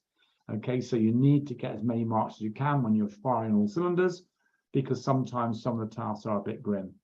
Remember, in this examination, you don't need, again, this is something I have people on these programs in the past have been told something different, they've been told something wrong. You do not need to pass every hour. I've heard that one, you've got to get a pass in each hour of the exam. No, you don't. Some people say you've got to get a pass in each section of the syllabus.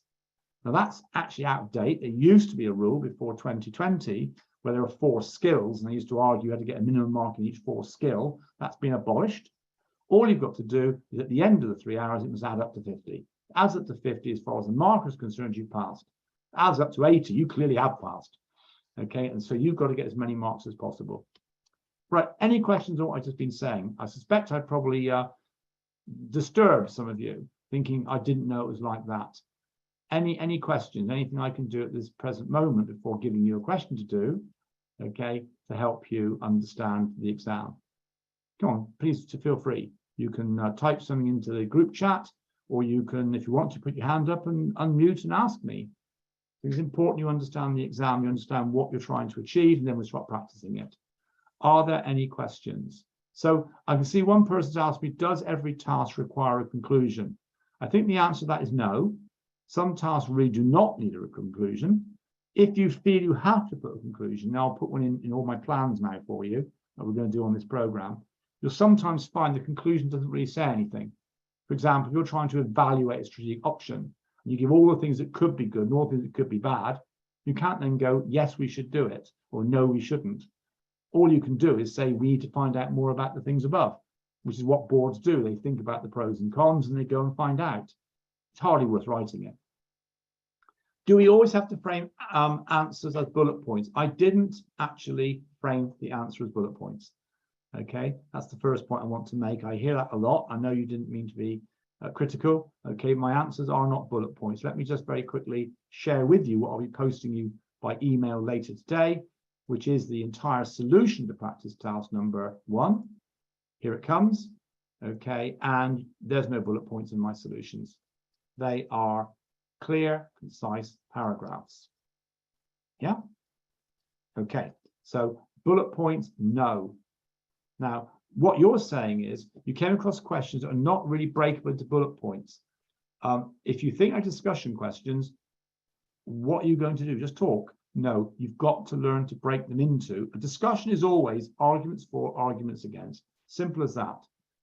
Do you think it? Well, on one hand I do, on the other hand I don't. So you break your discussion into pros and cons. That's what I'll teach you to do.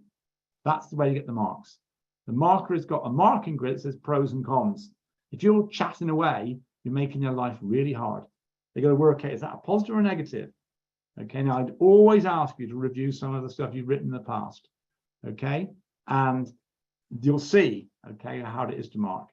I might actually, perhaps on Wednesday, show you a student script, not from the African continent, that wouldn't be fair, and I'll make it anonymous and ask you what you think. And I'll show you one that is actually a discussion. I know I've got one in mind. Okay, and you'll realize a marker is just going to want to lose the will to live.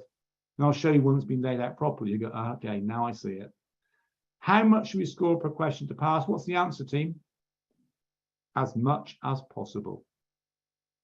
Okay, please, if you think you've got 50%, don't hold back. Try and go for 60. I can't ask you a question because the overall pass mark is, the markers are told it's 50%. So therefore, when you're doing the first hour, you try and get as many marks as you can, because you don't know what the second section is going to be. When you're doing the second hour, you try and get as many marks as possible. You know what the third one's going to be. When you get the third one, as many marks as possible, because you want to be first in the world. As many marks as you can. Okay. The marking process, okay, is quite interesting. You need to do what I'm saying to do, to try and get as many marks as you can. Don't stop after 45 minutes and think you've got enough. Okay, keep going. While there's still time on the clock, you keep typing. Okay, do we need to raise 5 points? No, I did say don't do that calculation. Okay, it's 5 points regardless of the mark allocation, because you're still thinking it's 2 marks per point. It's not. It's comprehensive. Comprehensive. 2 points would never be comprehensive. 10 would be ridiculous. Okay, 5 is comprehensive. That's as far as I'll go with that one, because the mark allocation is based upon whether they think you are clear, comprehensive, and applied. Okay, so therefore, comprehensive is 5 as far as we're concerned, whether it's 40%, 60%, or 50%. 5. Okay, aim for 5. If you can't find 5, okay, but try. Also, the other point you've got to think about is if you put down 2 points or 3 points, one of them could be completely dud. Okay, in which case you get no marks for it, or you don't get credit for it. Okay, so you put 5 down, you're probably going to hit the key points the examiner wants anyway. Okay, that's how it's done. Okay, so just stay with the 5. Okay, don't start this dividing by mark scheme stuff. Okay, because you don't know the mark scheme. Okay, so just 5 points is what you need to do. Okay, let me then quickly give you a question to do. Now, what I need to do right now is to boot up the things I sent you. Okay, give me a couple of moments while I do that. I hope you're finding it useful so far. Give me a thumbs up if you're finding it useful. Okay, keep it to yourself if you don't. Okay, so I think we'll take a look at mock number 5. Yeah, we'll take a look at mock number 5. Thank you, guys. Thank you. Okay, and those of you who don't find it useful probably already left, right? Okay, let's take a look at mock number 5. So essentially mock number 5. I did have 2 people say to me that they hadn't actually received stuff. So I did actually send it to you during the break, 2 of you. I hope you received that okay. I won't call you out by name, so that's a little bit cruel. Now, mock number 5 is one that we did do in the similar sessions towards the exams of May. Okay, so please realize that if you were on that session for one reason or another, then you have seen this already. You didn't actually do it in the sessions, I gave it to you. Then what I want you to do, please, if you have seen my solution to this one, could you possibly keep it to yourself? In other words, don't shout out, because people who've not seen mock 5 before will suddenly start thinking they're hopeless because somebody else is getting all the right answers. Okay, and in fact, it's because they've seen the solution.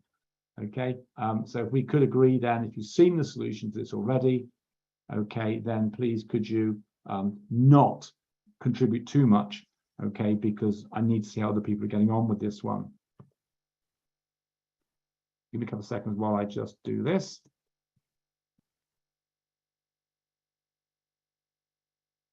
Okay, there we go. All right then. Let's take a look at mock number 5. Now, the purpose of mock examinations is not to predict the questions, because that is impossible. I don't know what context you'll actually set a problem in. But what I do know is she's got certain topics she likes to ask. And so therefore, I do try to predict the topic areas. And in the solutions, I like to ensure you see how those topic areas apply to the case you know. Okay, so therefore, though you may not get exactly the same question, somewhere across the 9 mocks and solutions, you have something a bit like it. Okay, somewhere, okay, that you can use. Okay, and also, of course, you gain practice in thinking on your feet, or given that most of you are sitting down, probably thinking on some other part of your anatomy. Okay, this is the first section of mock number 5. What I want you to do, please, look, I've taken it away already, haven't I? What I want you to do is to apply that 5-stage approach. Try it my way. Okay, now, you know that if you want to get fit, you can't get work out by watching somebody else get fit. You have to do it yourself. That's where you get the ability. Okay, so I want you then to do the first 2 steps for me, please. If you've got a computer with some Word document in it and so forth, that's great. Okay, if not, write on a piece of paper. Okay, do the first 2 stages for me. Let me share the question paper with you. Off you go.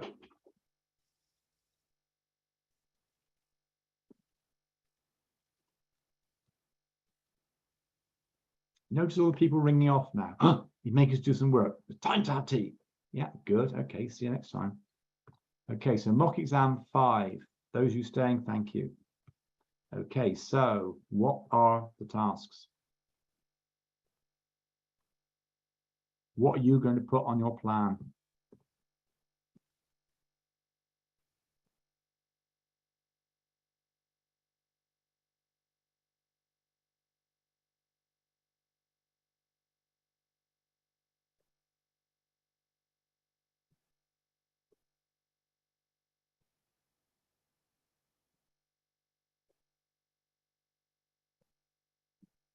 People ringing off seem to think the examination's about theory, not about practice.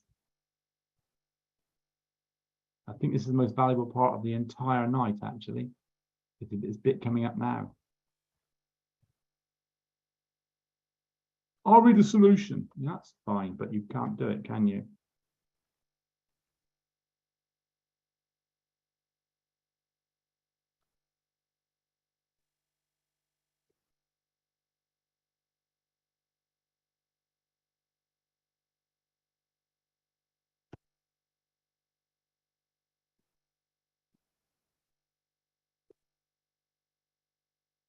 Oops, got all wrong here.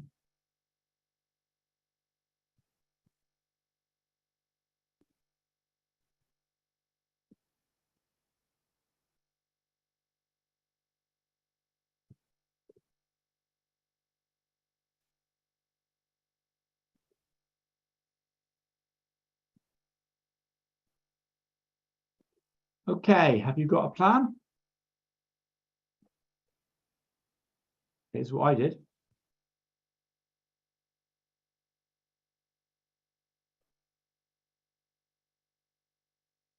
So I saw evaluate dark kitchens, and the question clearly is asking for suitability, acceptability, and feasibility. I'm going to have to deal with that with 3 subheadings. It's almost and, isn't it? Okay, it's 3 questions really. And then the second one, shall we use debt to finance it? It's a discussion question. It's asking your opinion. Therefore, it's going to be pros, cons, conclusion. Okay, just like it was with the, is the board to be blamed? And honestly, you can go back to the examination right the way back to February 2020, the first sitting, look at the marking schemes, look at the examiner's own answers, certain the marking schemes, you constantly see that structure, pros and cons. Marking scheme broken in half the mark for advantages, half the mark for drawbacks. Okay, that's our plan then. What's the next thing we have to do? The next thing we have to do, according to Vice Secretary's approach, is we're going to have to read the material. Okay, what's going on? Now, as you read it through, and I'll read it with you, okay, what you've got to remember is you're trying to answer this question. Okay, so what's the question? Suitable, acceptable, feasible. Now, I'll tell you what we'll do. Before we do this, let's do what you would do in a normal thinking process. What you would do is you think, what comes under the heading of suitability? So give me some ideas in the chat. What is covered by suitability? It's 3 clear things. What does suitability actually cover? There's 3 things under the heading of suitability. What are they?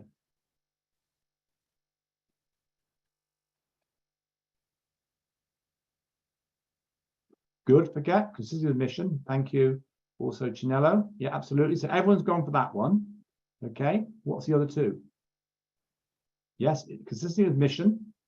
The actual original book said consistency with culture, but SEMA seems to have it as being mission. Okay, so we've got align with values. That's kind of the same one, really, there, Sergeant. Any others?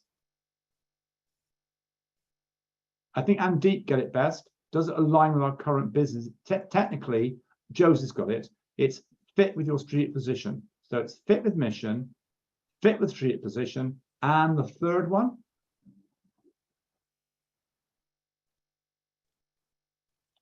competencies. So it's mission, strategic position, competencies. That's suitability. Let's go then, shall we? So we're going to evaluate the suitability of this. We're trying to say, does it fit our mission?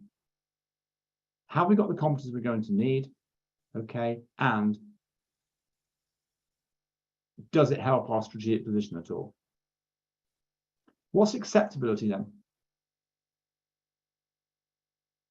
I mean, I don't know where you learnt your SAF analysis, but there's no doubt what the theory says. It says those 3 things. Okay, what's acceptability?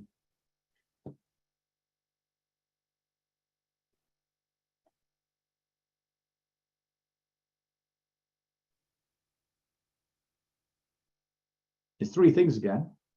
Acceptable to major stakeholders, absolutely right. Wouldn't limit to shareholders, Dan. It's all stakeholders, but obviously you're going to say shareholders is particularly important. I agree. Second one, risk acceptable, Kim, absolutely right. Hi there. Anything else? So within the risk appetite of the company is what we normally say. And it has got a decent financial return, yeah. Because we're doing accountancy, I always suggest that you put that one in there. It is in the original Johnson Scholes written book as well. So it's acceptability to stakeholders, yes and no. Will it make a return? And finally, okay, within the risk appetite of the company. Okay, I know that you're saying things like shareholders, couriers, customers, and so forth. So you're actually trying to apply already, which is good. What then is feasibility?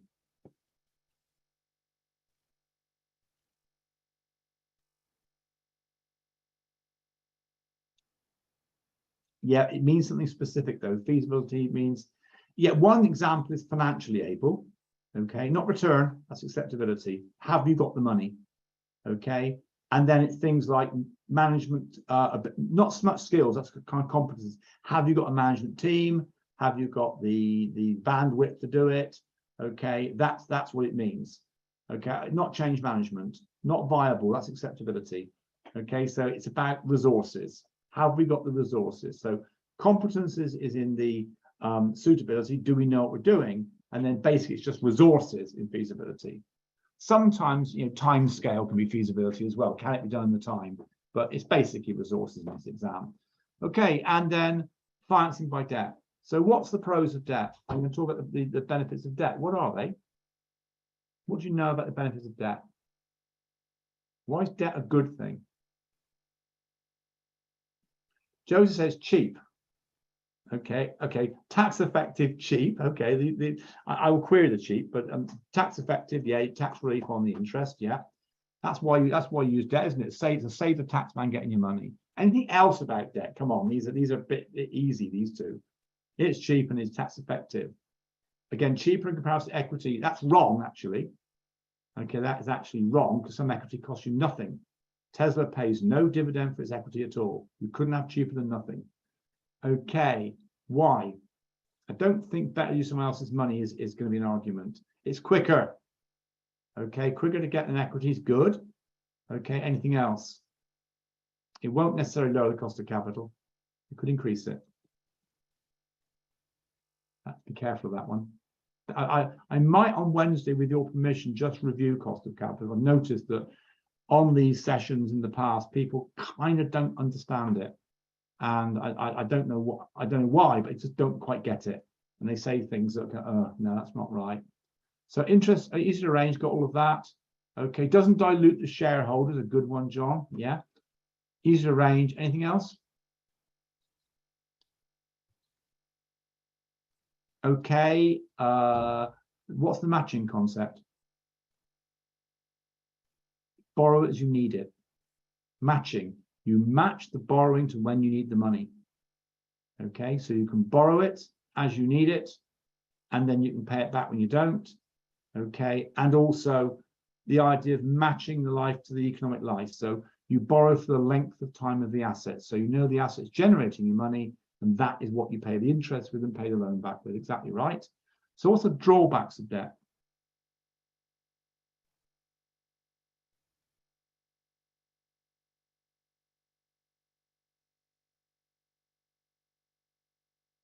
Albert, I think you're looking at the wrong way around. The lender gets priority over equity payment. You're not the lender, you're the borrower in this question. So I don't think it applies. You're quite right, but I don't think it's relevant. Okay, drawback is they have debt covenants. Okay, so you get tied up in stuff. Increases the leverage. What's wrong with increasing the leverage, Kim? Go a bit further. Increases the gearing to somebody else, Joseph again. Okay, so I think you're all saying it, the cash flow risk of repayments. Yeah, that's the problem of leverage. Increased volatility of returns, absolutely right. Anything else that's bad about debt? You get the bank has some degree of control. Yeah, that's good. Okay, guys, so that's what you know. We did well. Let's read this stuff through and see then where we get touch points.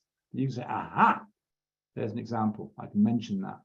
Okay, so they're going to build 25 dark kitchens.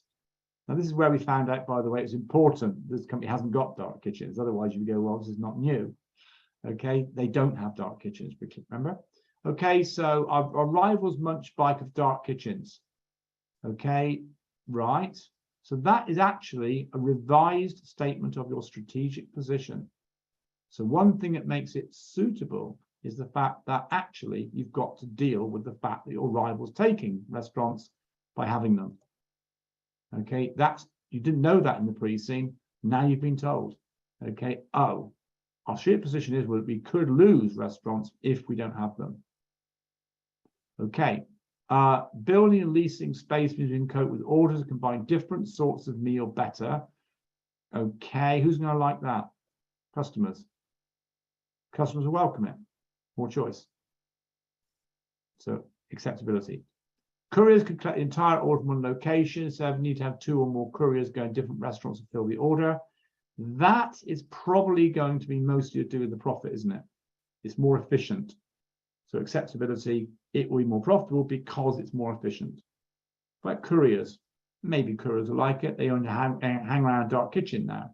At the moment, couriers sit outside a McDonald's and hope to get a McDonald's order. If they're outside a dark kitchen, they're bound to get an order. Okay, if you've got one restaurant for each kind of food, the courier can only sit outside one of them. Okay, and if the orders tonight are all pizzas, because an Italian movie on television, then they're getting no work if they're outside McDonald's. But if they're outside a dark kitchen, they're bound to get orders because something will be ordered. So couriers will probably like it. Okay, we might be able to get a few restaurants at least space because we provide the IT systems at the dark kitchen. Okay, any competence point there? And it'll be less costly to link new restaurants to apps and data center. Okay, strategic position. We can get more than 5 restaurants if we do this. Okay, so keeping on thinking, suitability, acceptability, feasibility, the thinking, debt, good and bad. Let's move on.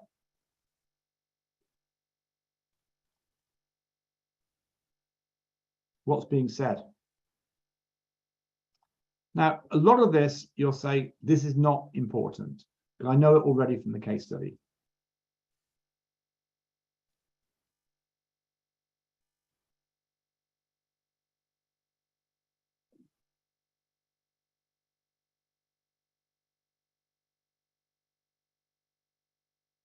I think actually the first thing on background is entirely irrelevant, rather it's just repetition.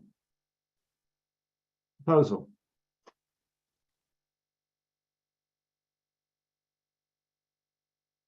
This mimics a question in the August 2021 exam.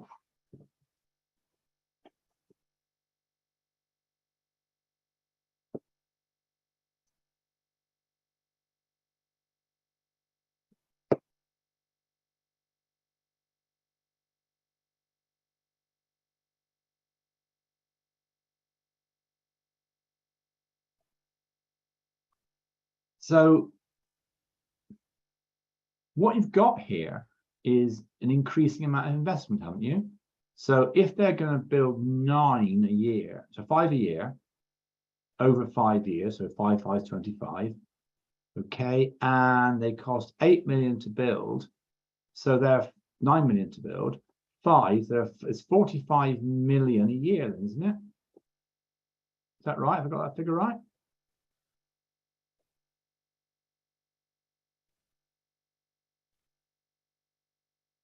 But they take more than a year, they take quite a long time to build. So what you've got is this kind of rising investment. The assets will go up in a slope, won't they? So therefore, what you're saying is, well, okay, you build in the first year, if it's 5 years of building them over, 1, 2, okay, 1, 2, 3, 4, 5, okay, the payback is 4.5 years per unit, which means that by the time you've got these working, they can probably, from their money, fund those, can't they? So these will generate more income themselves. So the idea is, what you're saying is the last thing you want to do, okay, we're building 5 of these, 5 years at 45, okay, so that's going to be what, 250, so 450, 225 million total, isn't it? 225 million total. Okay, if you didn't use debt, then what's your alternative? Your alternative might be to use equity. Well, if you tried to raise 225 in equity at the beginning of the period, it'd be hanging around in the bank balance until for who knows how long, and you don't know how much money you need, you haven't seen them perform yet, that's much better. It's much more matchable, isn't it? Okay, so let's try and answer the question then, shall we?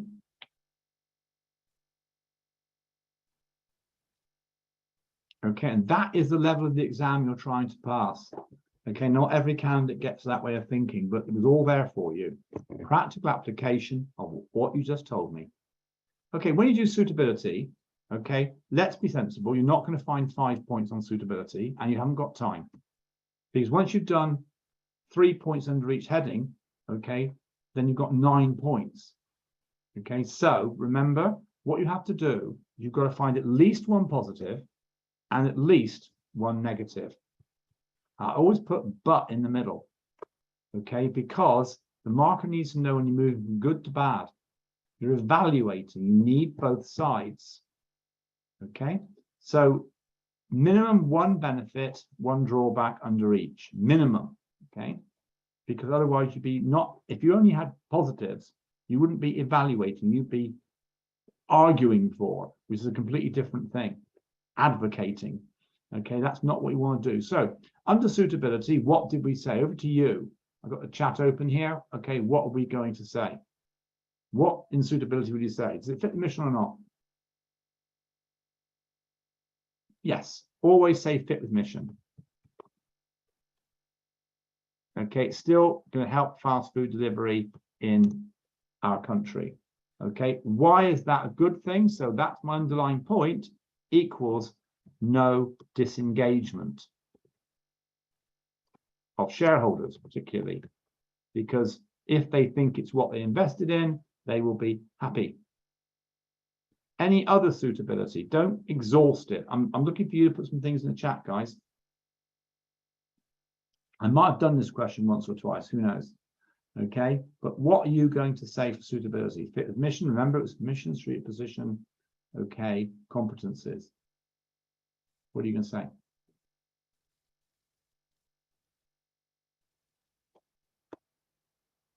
What are you going to say?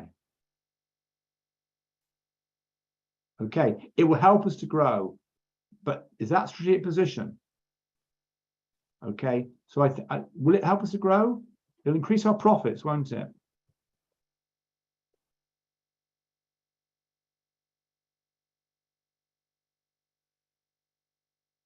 Right, Snakwheel, sorry, remember my rule? Spelled correctly. Okay, increase profits, Snakwheel. Okay, why is that important? Okay, help restore share price.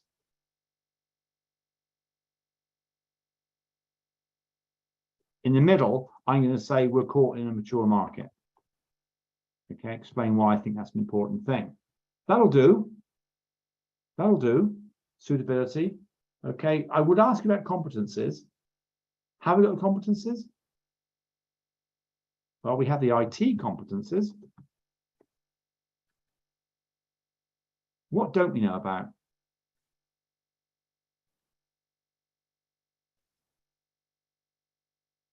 What don't we know about? What's wrong with it? We're not a property development company. This is property development. May look like it's our business, but it's not.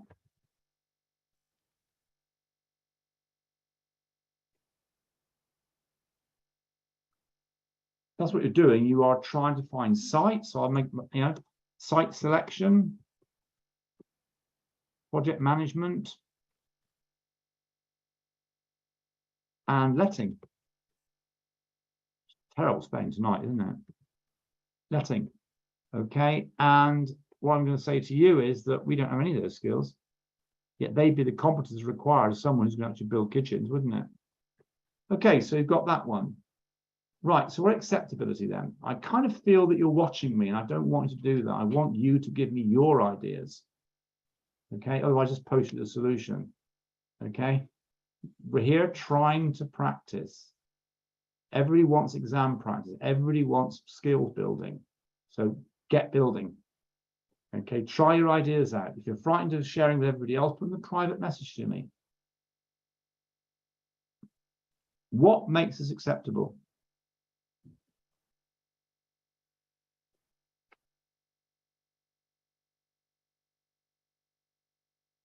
Okay, you've got to apply it. Why might it be acceptable? Don't tell me what acceptability is. Tell me which stakeholders it will be acceptable to, why it might have a positive risk impact. Okay, I'll start with the risk. I'll say may help to retain restaurants.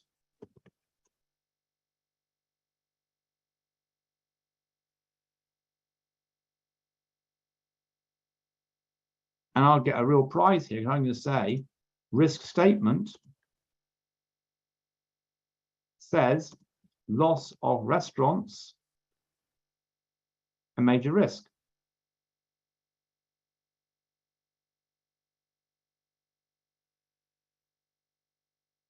Okay, this will tie them in better.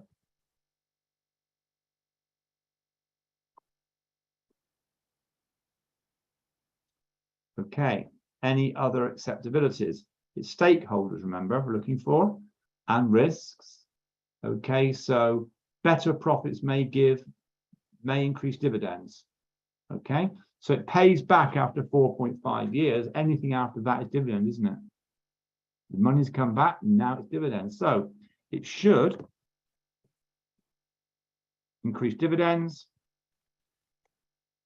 once payback, once they generate cash. Okay, equals pleasing the shareholders.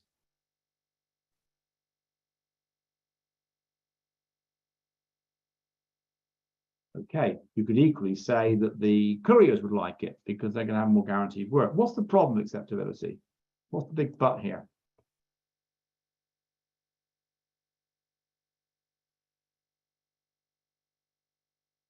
Well, I think property development is risky.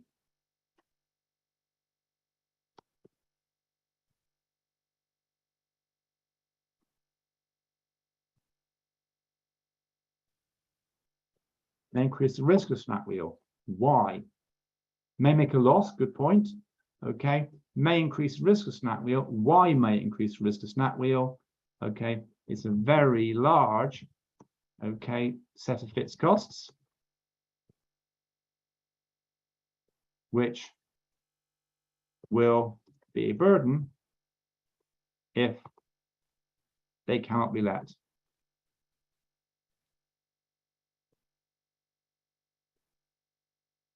I mean, I'm in property business. I always avoid commercial property because a huge amount of investment, tenant moves out, you've got a big box with nothing in it. Okay, at least with sort of apartments, someone's always going to rent it. Okay, so feasibility. Any positives? What have we got?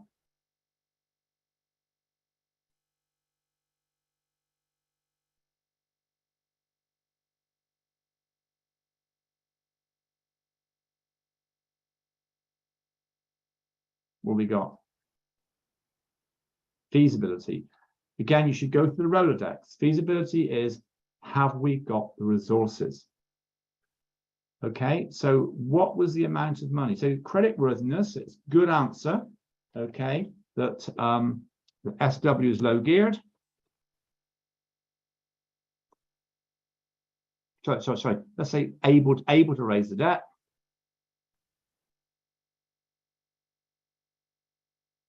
Okay, why is that? Well, we raised borrowings last year.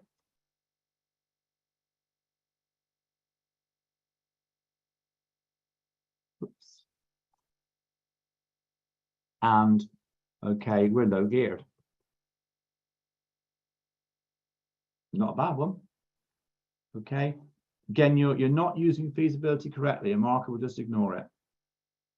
Okay, it's about resources, only about resources. Feasibility is only resources, nothing else. Don't invent your own definition of these terms. It just shows you don't know what they are. Okay, so it's only about resources. Okay, we have got that. I actually don't think we need the debt personally, because okay, what I would say is that the costs, the investment cost, is not large. in relation to our company.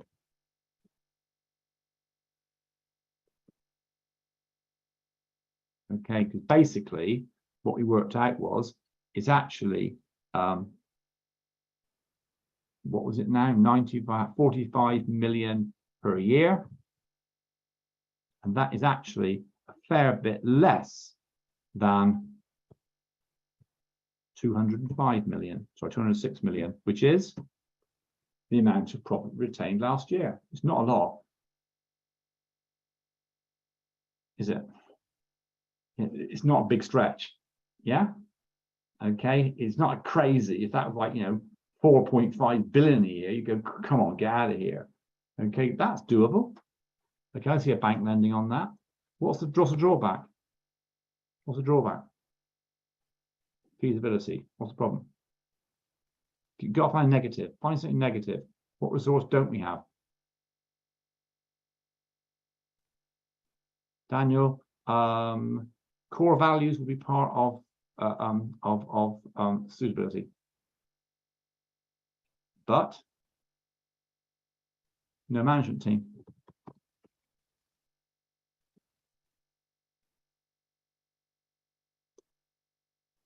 To run the project.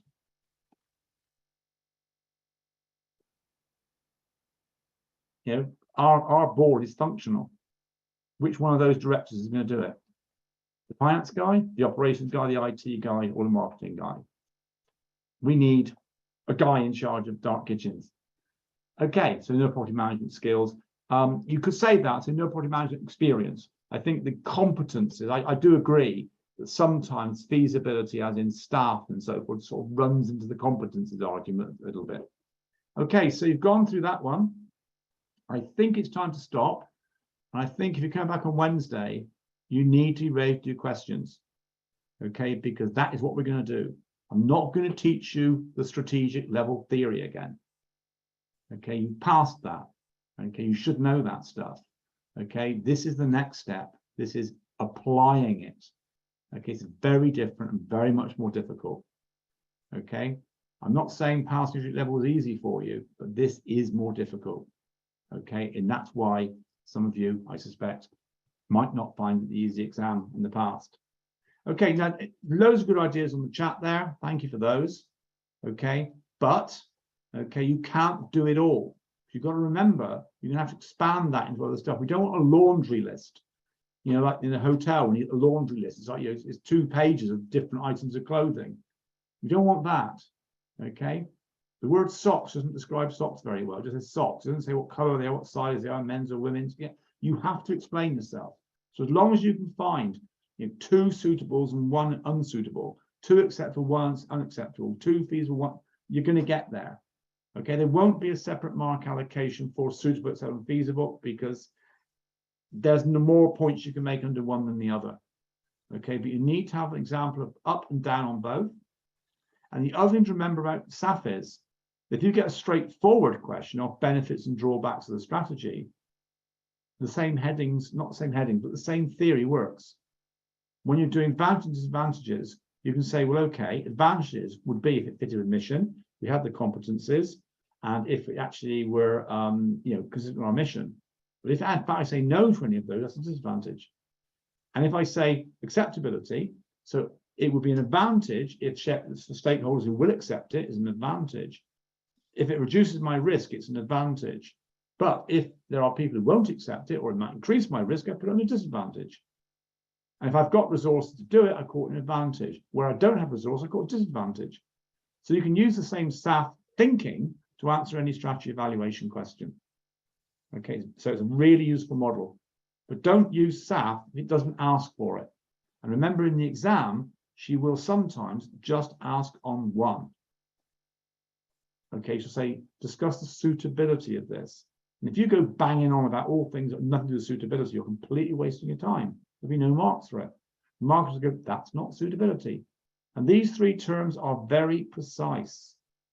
Okay, they're very, very defined and very precise.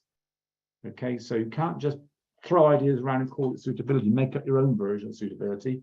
Because Jerry Johnson, Kevin Scholes, and Richard Whittington, the 3 guys that invented it, will come and knock on your door and tell you what's what. Okay, guys, I won't send you through the solution tonight to that mock, okay, because I think we want to do some more questions on it on Wednesday. On Wednesday, if you want to have your notes with you and so forth, so you can grab these models more quickly, that might be helpful. Okay, thanks for your time tonight. I'll send you through the solution to practice task number 1. I will also send you through this particular piece of paper as well, though we will continue it on Wednesday. Okay, good night. I'll see you Wednesday. Enjoy. All right, thank you. Good night. You're welcome. Thank you, Adrian. Andy, Thank you, you're Adrian. welcome. Many thanks, Andrea. Thank you so much, Adrian. See you Wednesday. Thank you.